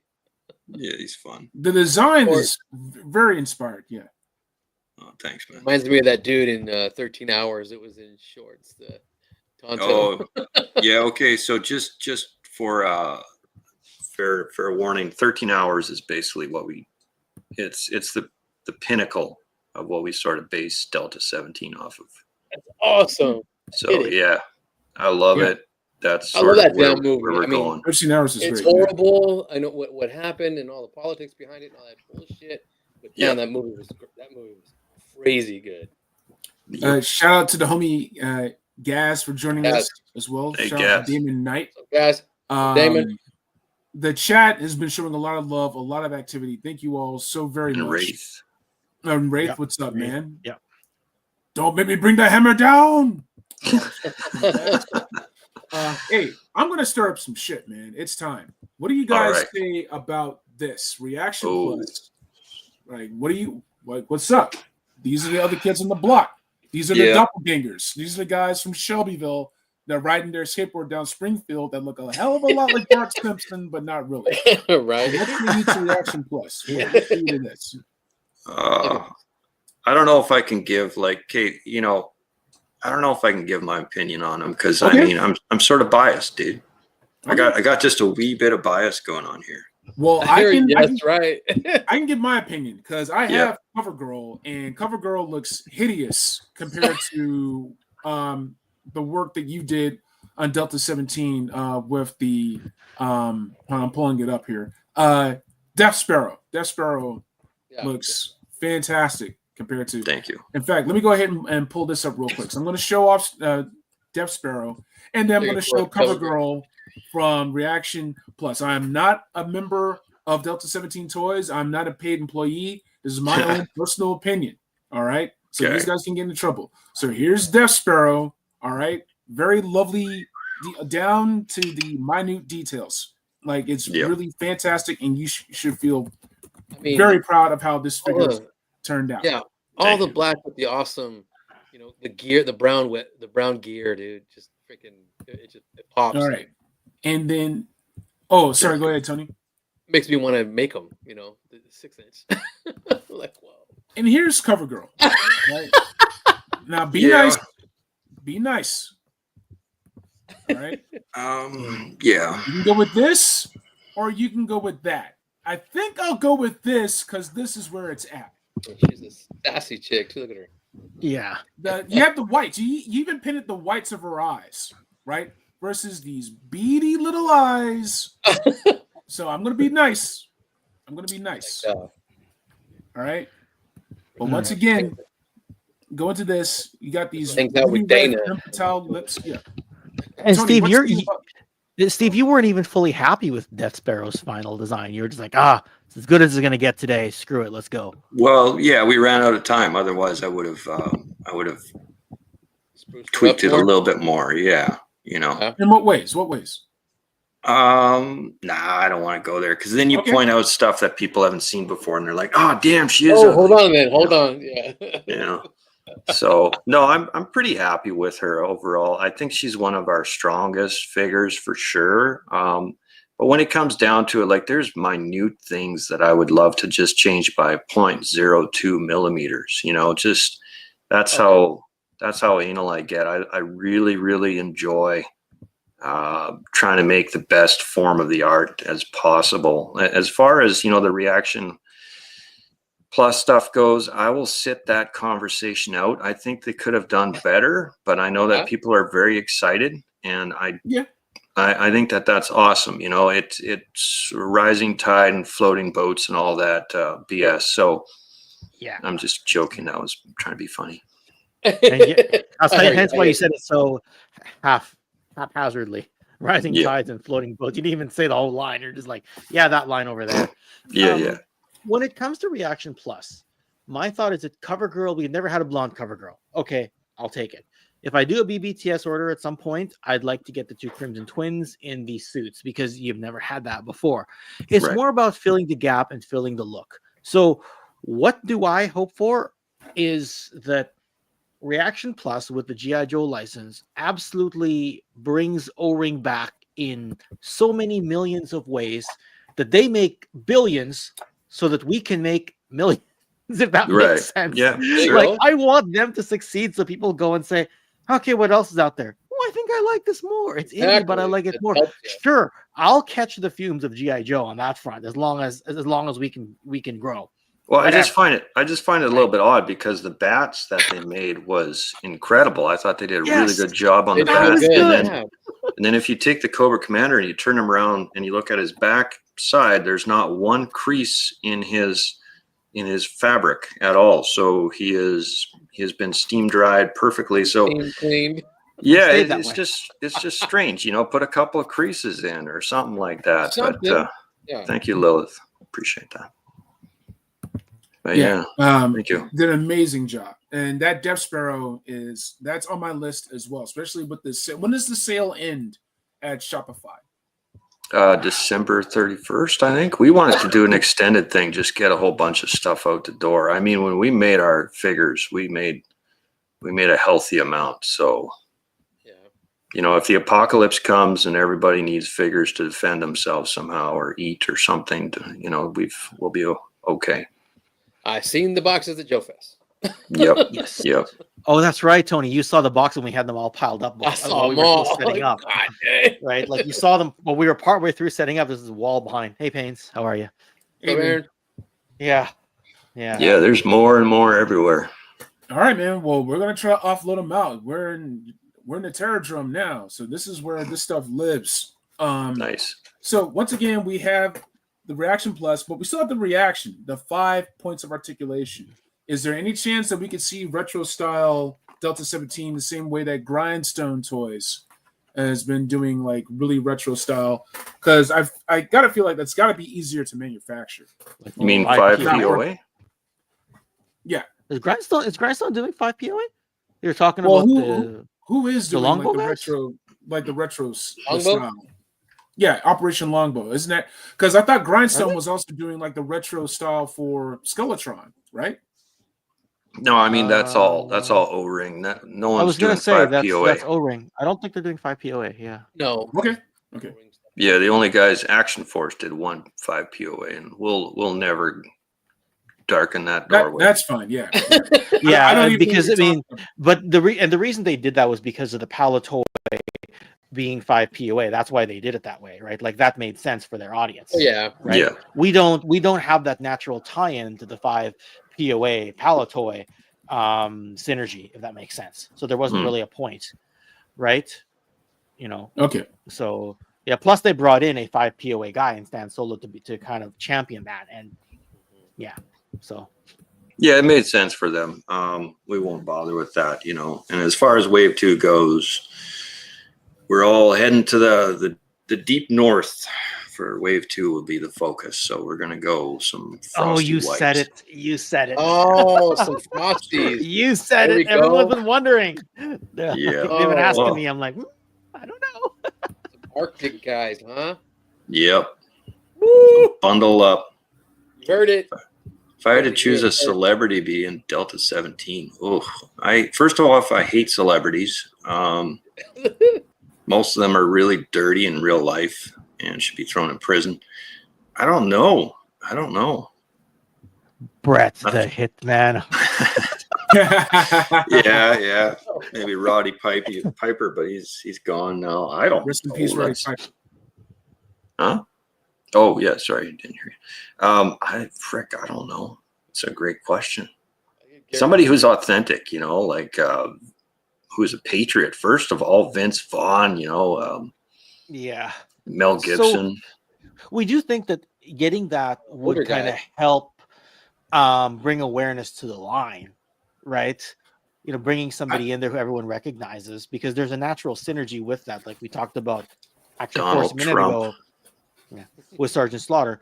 You know, Skeletron didn't need a celebrity because they already had the Red Shadows brought in, but then it's also a natural fit for them to bring a guy like Bob Breakin on board and bring him to Joe Fest, right? Yeah. That's kind of an element that we're missing, because we're literally just this indie thing that's off to the side that seemingly can't be tied to anything, but we're not, like, as proud as we are of that, we wouldn't mind tying into something and having that awareness and getting that person and bringing their audience over. Right? Yeah, right. No, not The Rock with his Hail Satan and his robot that he created for SNL. I can do people's eyebrow. Yeah. So Gary Sinise, I like Gary Sinise. He's cool. All right. Yeah. Yeah, man. It's real exciting stuff. I wanted to also give a shout out to your store over at BBTS. It's tricky because, well, you got the prices beat right now. I mean, but shout out to Paula Hoot and whatnot. So, is there a way to or do you have exclusives planned for Babitas, as they're known in the streets? Babitas. We haven't sold out. We haven't had any conversations with them yet about exclusives or anything like that. I suppose it could happen in the future. I don't know. I'm always a little bit adverse about doing these hard to find exclusives, you know, like when Classified does, you know, this will be at Target, that'll be at Walmart, this will be on Hasbro Pulse. Hurry, they're sold out. Like that really pisses me off, and I refuse to do that. So I don't know, Pierre Polyev. Yes, thank you. Yes, that would be good. Yeah. So which page did we take that out of? Sorry. If BBTS's orders were flying to the point that they requested that of us, you know, Steve, you and I could talk about a potential repaint or something, because BBTS is relatively accessible to everybody. Right. It's not one of those things that you have to race to Target to go and grab. Right. You right. Yeah, that's true. Yeah. Right. So that's why that's right. So that's why, I mean, but they'd have to show us that they have that audience that can keep those quantities going. And to be fair, and to be perfectly honest, they've ordered a healthy amount off of us. So is the potential there? Yes. Do I think it's that soon? No, it'll be that soon. But it's not something we're going to rule out right away. You know, in a perfect world for us, Hella Dope would get an exclusive in a perfect world. There you go. Right, but they're also growing, right? Like they're very much growing. So, because right now with something like a Joe Fest exclusive, we have full control over that, because while we call it a Joe Fest exclusive, it's not like Ed Schumacher takes the quantities and holds on to them. They debut at Joe Fest as an exclusive, but it's a limited time exclusive for them. And then a couple months later, we throw it on the site. With someone like a BBTS, it wouldn't be like that. It's not like, oh, the BBTS exclusive is there and then it's here. It would simply be theirs. Having said that, could there be an agreement that, hey, we're going to hold a few cases back once we've passed a certain period, you can start selling it on your site? That could be talked about, but there's an extra layer. With Ed, we didn't talk about that. We just said, we're going to call this a BBTS exclusive or a Joe Fest exclusive, and we'll run full control over it. And he's like, you have autonomy, go. Yeah. As far as like doing a celebrity in the future, there might be one that we do, but we'll see. We'll wait for the smoke to clear and for people to wake up. And, yeah. Okay. Like who's at the top of Delta-17 really? So. Ooh. Okay. Oh man. Someone with a nice comb over. Yes. Folks, I will be right back. Yeah. All right. No worries. Rolling Thunder homage. Like the big vehicle? Yeah, Wraith Mace's favorite vehicle in the chat right now. He's asking thoughts on doing a Rolling Thunder homage for Wave 3. That's his favorite vehicle, right? He opened up a sealed contents one. Oh. And he's decked out a bunch of our Delta A's and B's on the Rolling Thunder. So he's a big that'd fan be of that. Yeah. Right? And because they look good there. Right? Having said that, you already have a Rolling Thunder, Wraith Mace. Do you really need another? Do you really need another one? Do you want another one? Yeah. Oh, the Lilith. Yeah. Not a fan of exclusives. It makes it difficult for me to get. No, I hear you. Yeah. I hear you big time. It sucks. It pisses me off too. It's just like, oh, man, going here, going there, going here. You know, just, hey, everybody get it and make some special one somewhere else. Maybe that's it. I don't know. Yeah, right. Yeah, it's so difficult. It's just, I don't know. It's so different now. I've never pre-ordered so much crap in my life. I'm going to the store, looking for it, hunting a little bit, getting it. Yeah. Now they make it hard to do. It's freaking hard. I know. Classified's just going crazy too. They're going hard in the paint, just like, you know, it's like, okay, we're going to reveal 30 new figures today, and you've got a 2-hour window to get it. Then it's just like, holy cow. I'm at work, and you're like, oh shit. Yeah, you know, oh man. And then it makes me order from Entertainment Earth, and it takes forever. Yep. I know. They're like the last ones to get it. So it's like the last one, man. Oh my goodness. But yeah, the support's been great. You know, we're really glad that you and KJ were able to host us on this. And we talked about this back in September. We're like, should we jump on? And we had just released the 𝐜𝐭𝐢𝐬 Elite Century. We're like, well, we're going to be busy with this for a while. And then as we get into the rush for Christmas, it was a good time to kind of get this going out the door. Right. Yeah. So yeah. What is that? Yeah. Guys, you need to go look at American Ninja X with Patrick over there. He's got the Dudikoff head already. Yep. Is that the Chris Farley version, or is that Hollywood Ninja? I can't remember. I think that's California Ninja. I don't know. Yeah, I can't remember, but yeah, we'll definitely Chris Farley it up. Smog is saying more retrograde characters. We have for Wave 4, we have between 3 and 4. Again, everything's kind of in flux. Sometimes this for Wave 4, Wave 2. Shit, sorry, Wave 2. We have 3 or 4. Yeah. You heard it here first. Wave 4. Wave 4 is coming. Yes.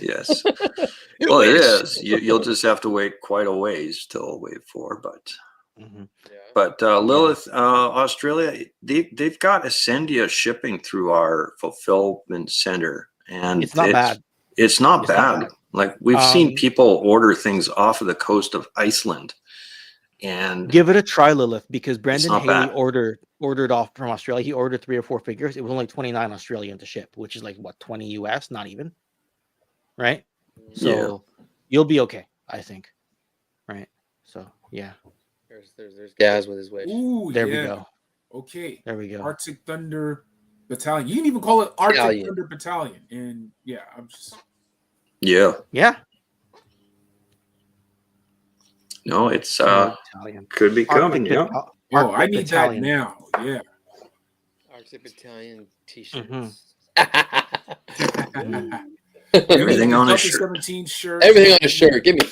the white Yeah. Arctic shirts with the snowstorm with Delta-17 on top, and like with the logo buried in snow.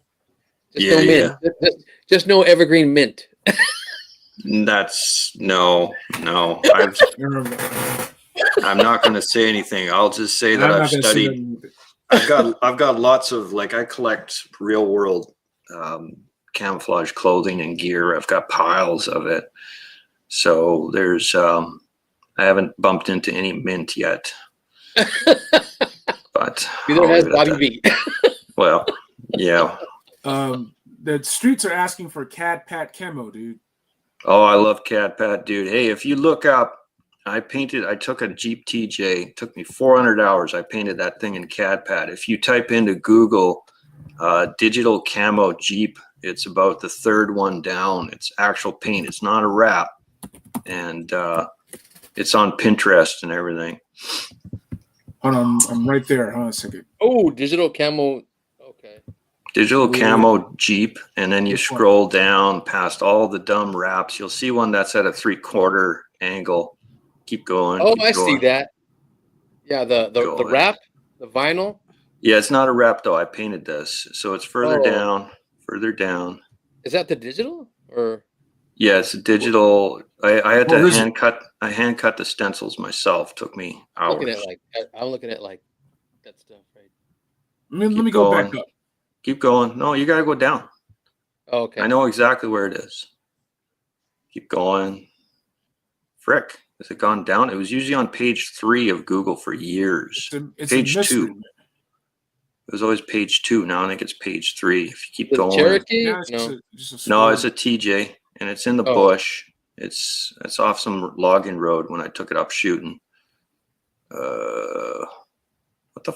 Okay, are you on Google? Yeah, you are. I'm on Google. You can send me some stuff. It's not Speed Demon wraps. Oh, okay. No. Digital camo Jeep. I'll take your word for it. I'll take your word for it. Yeah, this must be done. Here, let me see. Hell yeah, I like that. This is getting mysterious all of a sudden, man. Okay. Let me see. Even he can do it, and we can share his screen. A nice spearmint color. Mr. Magus, you know what I'm talking about. Come on, man. Don't want a bunch. I look up digital you camo guys, the jokes. You guys got nothing but jokes today. All right, but Rape Mace does ask, real question, who wins in a dogfight? Delta-17 Hind or the Cobra Mamba? There it is. You mean this thing? You mean this thing? Whoa. Yeah, look at the mad flex. Okay. Okay, can we get something like this from the homies, man? I know you guys. The flex. I always you guys got something planned for rotors. Oh yeah. He asked about it. It was right there. That's why he asked. Yeah. Suggestive. Yeah. Nice. Right? Who would win? So, the Hind, man, all the way. Okay, I'll show you it'll be the Hind. I'll show you the Jeep real quick. Share screen. How does this work again? And you click on it, and then you press share, and then you go over to. Can you see that? I see it. Oh, my bad. There you go. Yeah. Take the wheel. Okay. That's the one right there. So that's my baby there. I painted that. Let's big screen it real quick. Can we get? Let's see that big screen. It's almost like I want to say Preacher's pants, but they're really lime green. They're light green. Yeah. All right, I'll take it Preacher's off. got the big. Preacher's got the big. Whoa! Infinity. Yeah. Like that dream. What's that dream movie with Leo?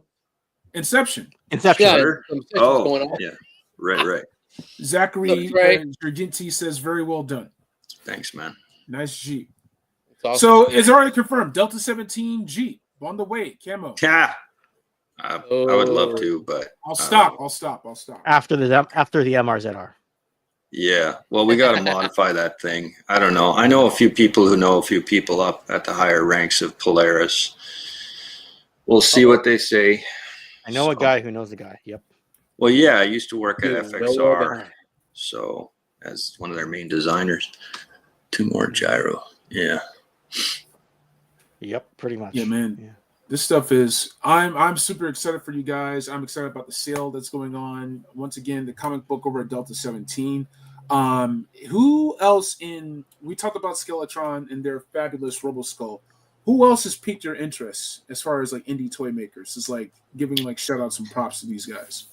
Oh man, I'm really excited about Longbow and Recall, and all of the O-rings are SFA and Hidden Force. There's a lot of good stuff that's coming out. It's very exciting. I really enjoy it. I'm as much of a fanboy as anyone else. Yeah. Ken? It's crazy seeing all those dudes at Joe Fest too. Animal Warriors of the Kingdom. We're talking non O-ring. We're talking Animal Warriors of the Kingdom is pretty good. Yeah. Cyberzoic as well. But the thing I like about these other O-rings is we don't have to look at them from an ownership perspective. We're not sitting there saying we want to dial this in. We want the paint app to be a little different. We want to change proportions. It's just come as you are. It's their toy. They make it. Do we like it? Do we not? Yes or no? And then there's no discomfort of, oh, will people like this? Will people respond well? We can just sort of enjoy it as an actual like fan from a distance, right? Yeah, and that's why we invite these guys on to talk to us, right? That's the fun part, is you just get it in the mail and it's fun, and I don't have to work, and it's like, yay! I just get a nice figure. So yeah, I love it. But yeah, I'm all about O-rings, man. Yep.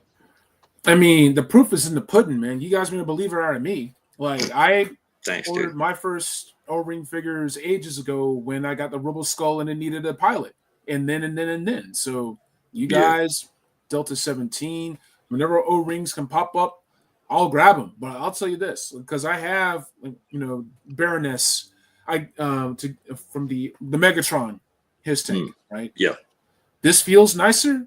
The joints feel better.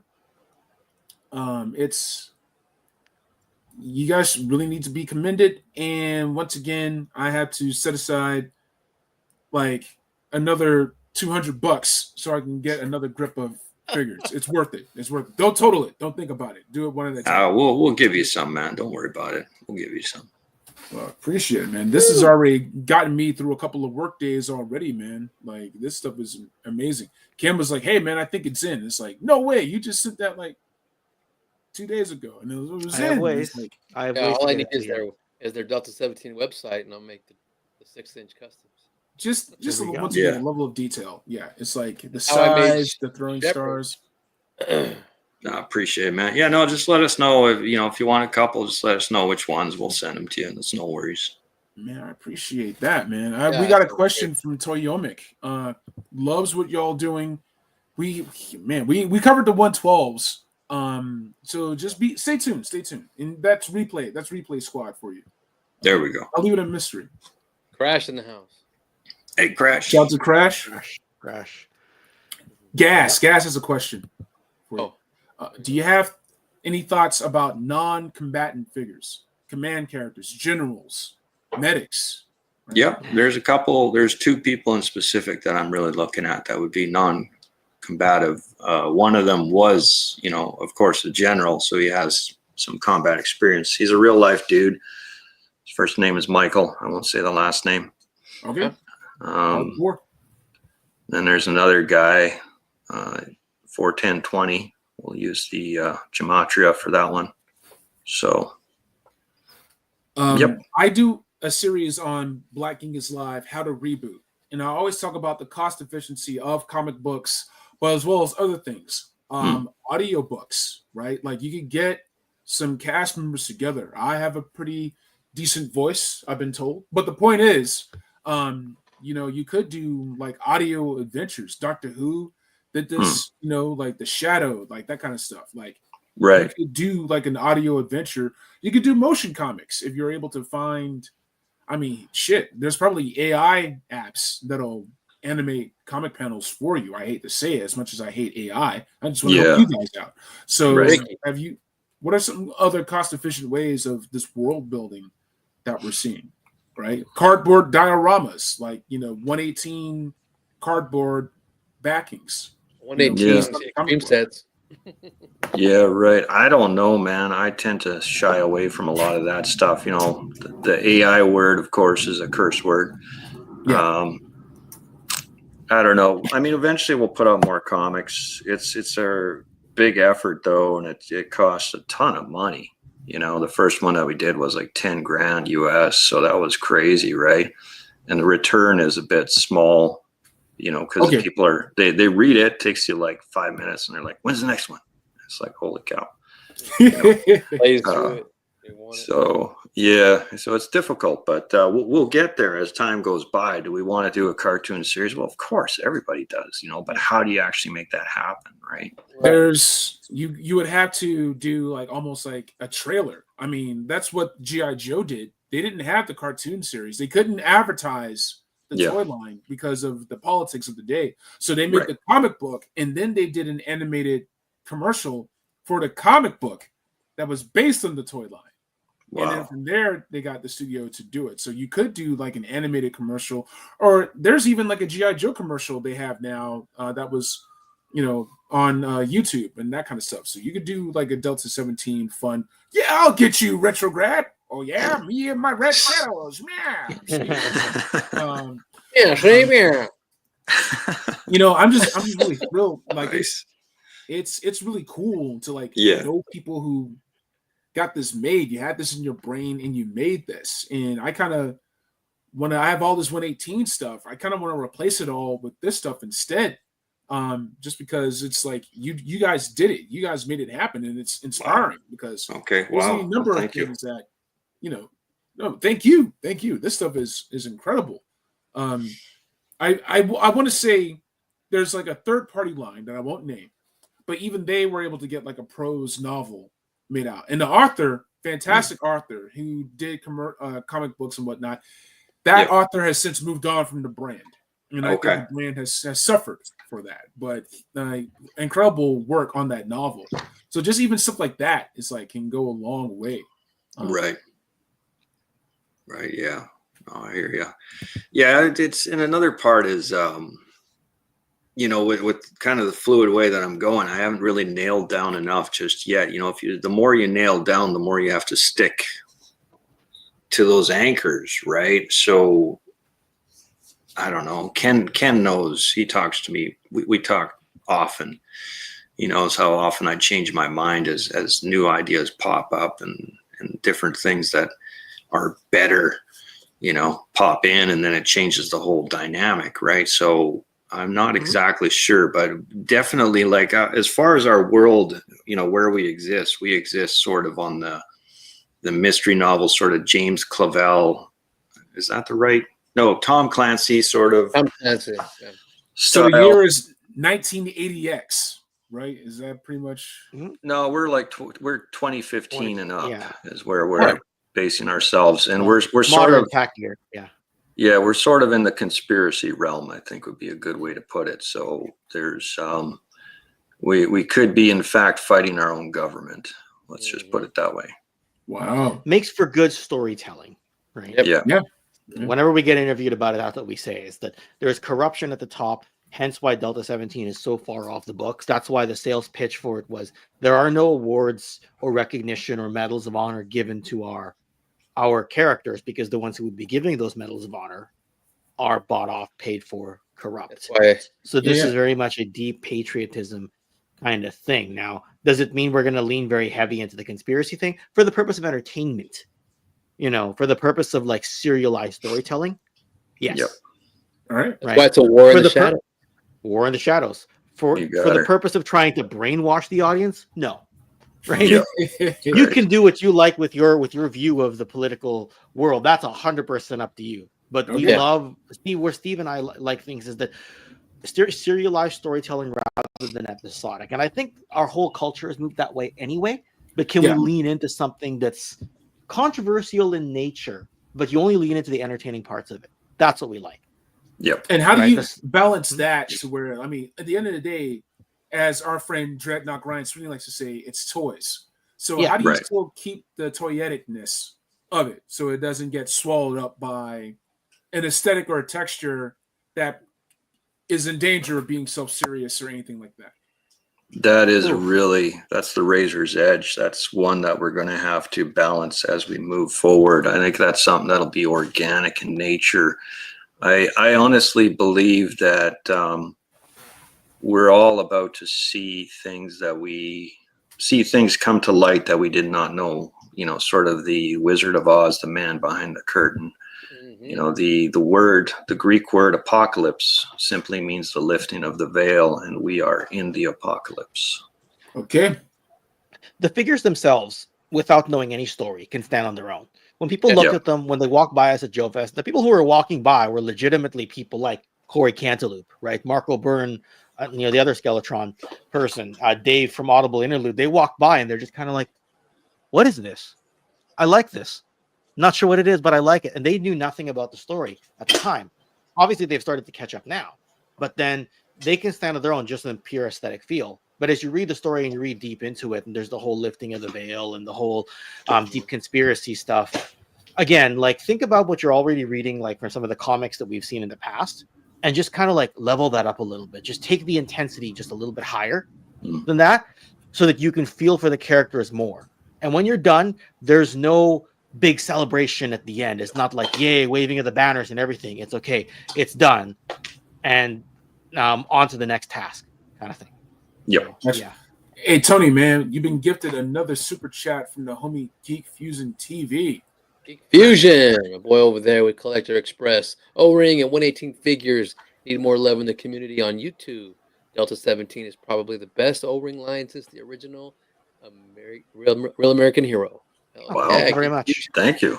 That's amazing. Shout out, buddy. Thank you so much. He's over there with his buddy Collector Express. Sometimes I'll do live customizing on air, and Geek Fusion will be there. Yeah. That I recognize the name. He may have been my very first super chat, actually. Like really? Yeah. Geek Fusion, man. Right.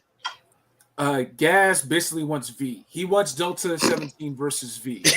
Gas always gets a chuckle out of Steven. Yeah, we gotta make figures with these articulating jaws big enough to fit a guinea pig in, right? Listen, man, I want aliens, I want zombies, I want all sorts of stuff. And goodness, lifting the veil, you guys have got to use that. Lifting of the veil. If War in the Shadows is like your tagline, it doesn't have to be replaced, but it needs to be like issue number 2 needs to be lifting of the veil or something. You got to find a place for that. Because we're just looks good in the packaging, right? Lifting of the veil is anyway. Yeah, the lifting of the veil is sort of the act 2 that we step into. It won't be issue 2. Issue 2, I believe, is Between the Hammer and the Anvil. That sounds dope. Yeah, well, we're basing all of our comic book titles off of Judas Priest songs. So heads are gonna roll. Yeah, but Curbs. Oh yeah, go ahead. No, please. No, I was just gonna be like da da da da da. That's all I'm doing. That's what I've been doing for the last hour and a half. You're killing it. Super 7, they suck, huh? Anyway, yeah. No, you're doing good. Curb Stop was asking about a weaponized drone figure operator, especially since we're seeing more drone warfare, drone combat, that kind of stuff. Is there anything like I forget who does this? Like, there's like a dollar store that does a drone like that. I want to say his Final Faction probably does that kind of thing. I don't know. Yeah. So like a drone operator, like the little kind of thing, or what? Yeah. Okay. Yeah. I mean, that's not outside of things. Some of these, I don't know. Like, there's so many figures that I keep just pushing back, because it's like, this would be cool, but is it the best that we can do for the the current? Yeah. Oh, sure. Okay. But like, if I'm going to put out, let's say 12 figures, is the drone operator the absolute coolest guy out of the 12, or are there another 12 guys that are way cooler? It's like, well, okay, so he keeps getting pushed back. There's a bunch of guys that, Nuke Trooper, Silo, a whole bunch of them, Chess Master, that just keep getting pushed around. And I was choked when you took Nuke Trooper out of Wave 1. I was like, you mean you're going to push this guy back? Yeah, he's pretty cool looking, but he's very much 1988 era, and if you look earlier, I actually flashed him up by accident when I was trying to figure out which way the camera looked, because reverse. Save some kick-ass ones for the next wave. Yeah, he's not even in Wave 2 though. Oh no, shit! He won't be. So we'll see that sucker in the Medic future, in it. man. Hopefully, Get a medic hopefully in we there can- too, man. Yeah. We're not Oh, all yeah, we need a medic for combatants. We have a medic coming in wave 2 out for sure. He's totally nailed in. Yeah, he's not moving. Yeah. His Awesome. name is Tourniquet. Very nice. Very nice. That's I can't awesome. wait to take That's all a these dope pacifists. name. Oh yeah. Yeah. Mm-hmm. Oh, that's been fun. Smog17 wants to know very quickly: is Shadow Dragon an ex-car dealer or a Dragon Man hybrid from the Himalayas? Yes, both. Dragon, Yeah. la la la la la la la. Yeah. Selling dragons. Yeah, you got her. Sorry, Funny. you're about to. Yeah. Shit. No, No, right. tell me, you're about to say. Who was? Nothing. I thought I cut you. I thought I cut off Tony. So I was. No, not me, bro. Not me. I was just laughing. No. He was just I was laughing. he at was just Smog fanboying. 17. You were just fanboying over Tourniquet. That's all. Yeah. Tourniquet's a dope. Do we have the design? Can you show us the design? Could you show us? I have it on paper, but no, I'm not going to show it. No. Okay. AJ asks for all the. AJ's, Yeah. Oh my god. If you want to find some design elements, think half Big Lebowski, half 13 Hours. Ooh. Wow. We may That show is something crazy. at Joe Fest 25 though. We might show. Yes. Something. So might far, we just have a go- panel booked in. Whether or not we cancel at the 11th hour and give it back to somebody else, I don't know. But right now, we have it booked in. So. It's all good, man. There's plenty of love at Joe Fest, man. I think you guys. Oh my I think goodness, you guys just is sold me there. a ticket. Yeah, I think I need to go. I need to make my Nice. first So much call at love. Joe Fest next year. It was surreal. Yeah. Hope hang you're out. there, dude. That'd be awesome. Let's hang out. Yeah. They're gonna run me out of Georgia by the time we're done. You'll You're run not that welcome place. back at Joe Fest, Black English. It's like why? Just hang out at the hotel. You, Don't worry about will be a anything else. celebrity Look there, at Joe. bro. Yeah. Yeah. No way. I don't know why I was tripping out when guys with their kids were asking me for Tony's figs. I'm like, yeah. You get a picture with me? Okay. It's Yeah. crazy. Nice. Joe Fest was insane, man. My first con too. Insane. That happened to me on the Friday night as well, Tony. I was like, "What? You want a photo with me? Okay, I know. I'll do it." That I'm like, with some guy with two I'm like, kids. do you have me mistaken for somebody else? You know, like, no, we know you. I'm like, okay, let's do it. Right. Oh, yeah, kind of fun. I may or may not have Can I thrown say- that in Ray Murphy's face. Yeah. Nice. I love that dude. I was waiting for Ray just to meet him. Him and Yeah. his brother. He was so stoked to go. He didn't think he was gonna go at first. Dude, he brought the whole wave of DELTA-17 too. Ray did. Yeah. All right. That's Wow. right. Hey, Well, Dave, how you doing, man? You and I have a collaboration on Friday, Tony. It's coming out. Friday. That's coming out. There. Friday. Yeah. All right, man. Well, listen, man. I'm all out of questions for y'all because you We're won't all out of love. spoilers. So lost without you. Yeah. But you know, speaking of songs, every time I think of Leonidas, I always that song Leonidas, and it feels so Feels good. so That song has been in my head for years Reunited now. Leonidas. Yeah. That's awesome. Drives me Hey, nuts, man. there's some soul up in here, Steven. Yeah, man. Straight Motown. That's Mhm. awesome. Yes, love it. Rooster's song is "Rooster" by Alice in Chains. Yeah, that's a There's no-brainer. no other anthem. There's no other anthem. That's another Well- thing. These guys got to have their own song. That'd be killer. Mm. How about Blood Red Skies by Judas Priest? Ooh. Wait, who would you give that to? For who though? For all of them, for the setting. You won't Setting? take me, you won't break me, I'll fight you on the blood red Yeah. skies. Judas Oh Priest. my goodness.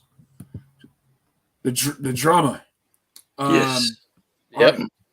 Let's go ahead. I think it's time for socials real quick. And this is always because we're so dialed in. This part of the show is going to take like 20 minutes.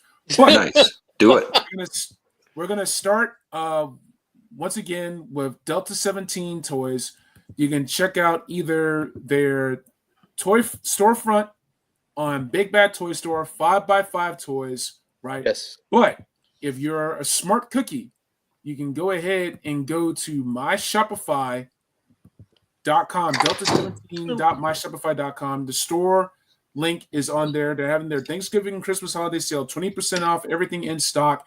Everything from Rooster, Shepherd, Leonidas, and It Feels So Good, Kestrel, Delta Squad A, Delta Squad B, and so on and so forth. The Dark Shadows to go up against your Red Shadows.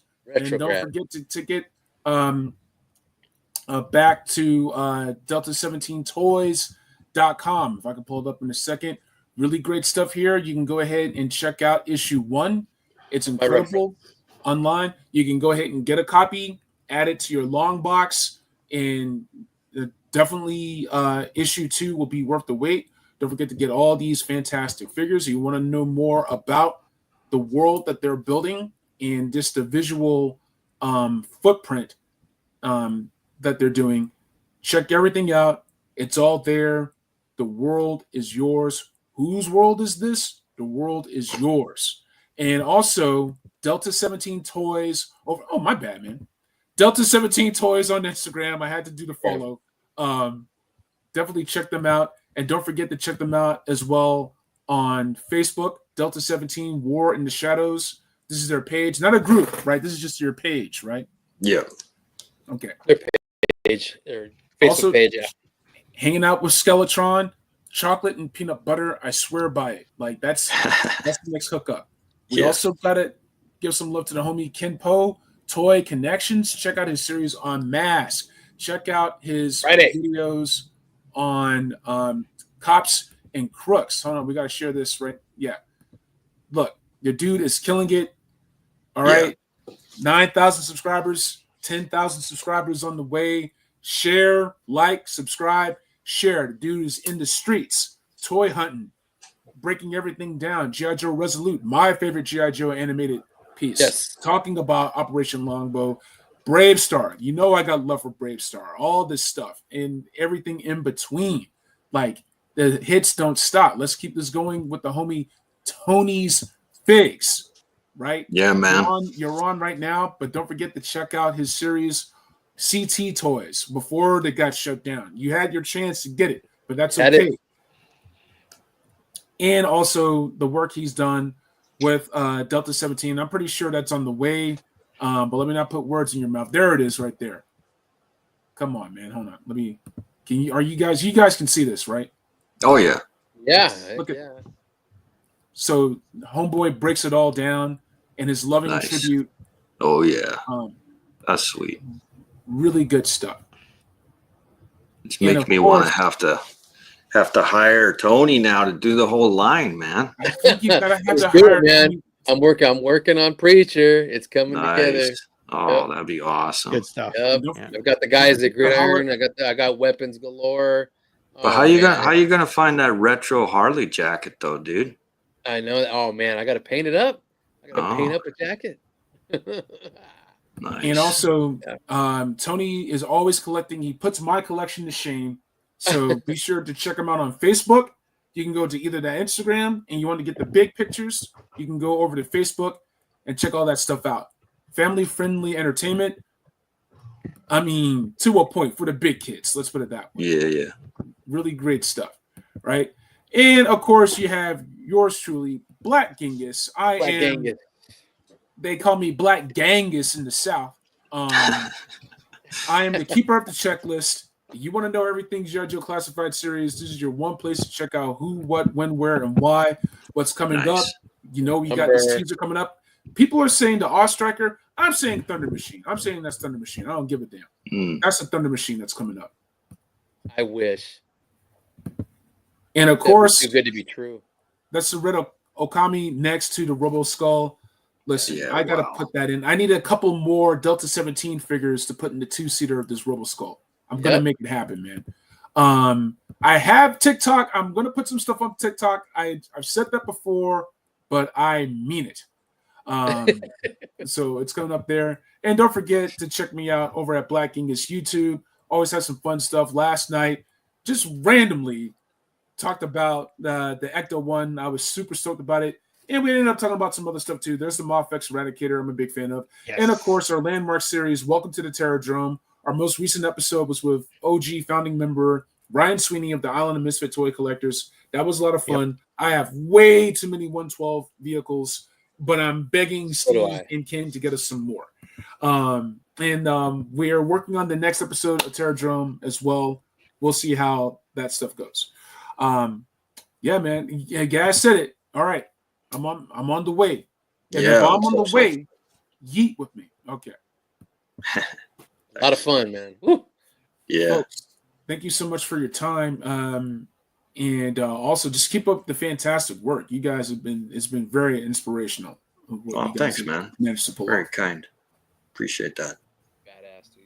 Yes. Any closing words for the chat for the holidays? No, I mean, you guys all rock, man. You know, thanks for always being around. We really appreciate you, and, you know, God bless, and hope you have a great Merry Christmas and all that stuff, and some good snow. And that's about it. Thanks, man. Just a Merry Christmas. Just a Merry Christmas, you know. Let's hope this postal strike ends soon up here, because I'd like to get my Robo Skull in the mail. Oh, man. That's weird. Yeah. Otherwise, Tony, yours and mine's mask video airs Friday. That's what I was saying earlier. So that will be added to the next history series. Otherwise, buy your Delta-17 figures right now. Between now and December 31st, 20% off. 20%. People were saying they weren't 100% thrilled about the $25 price. Well, let's hope 20 is good enough. Right? Yeah, exactly. And plenty of fun stuff on the way in the future. Hailstorm will land next spring, and Steve, we might debut it as late as Joe Fest. Maybe we'll get it earlier, but it may be Joe Fest, I believe. Yeah, I don't know. There's all this weird tariff stuff coming in too, so we got to watch how we do things, right? I mean, I almost didn't even want to bring it up. That would have been the third hour right there. Right. No, but we could get it delivered to our New Jersey fulfillment center, right? In theory. I'm not too worried. I mean, it's the whole art of the deal thing. You don't really you don't put out tariffs and weaponize them, because then the other guys just counter strike, and then everybody's at a loss. What you do is you bring up tariffs so the other guys back off. It's a negotiating point. It's a powerful card to put on the table to get the other guys to back down so that both sides win. I think ultimately both sides will win. It's just a matter of how soon, right? Okay. Sooner than later. All right. Yeah. Awesome. Cool. And thank you. Really quick, I just had to give a shout out to Mr. McFly for joining us. You're going to love the replay. Shout out to Ray Murphy for his excellent Delta-17 customs. We did show it off. Yeah. How did James, Ray? James is the older brother. All right, folks. Thank you very much. Have a great week. And until next time, it's time for Delta. It's Delta. Delta dangerous. Yeah, I don't know. 17 all day. Delta Yo, 17. Delta. Yeah. Nice. Or when you're done buying from the sale, I have the Delta. I have the Delta. You got him in hand. I have the Delta. Thanks to the homie kid. I have the Delta. And also, where can we get that shirt? Is the shirt on the store? By the way, is that shirt on the store? No, we printed a handful for Joe Fest, and then this Joe Fest we did the Hailstorm version. This guy, so we just did a handful. And what I learned is, again, the whole NAFTA thing, or not NAFTA, MCA, whatever it's called now. It has to be, your shirts have to be made in North America. Otherwise, you're getting big trouble. So we have some shirts from the Philippines and some from Bangladesh. And it's like, oh, great. So. Oh, man. Yeah. More money, more problems, man. Stuff, man. Yeah. Get it? That's weird. Well. Got it.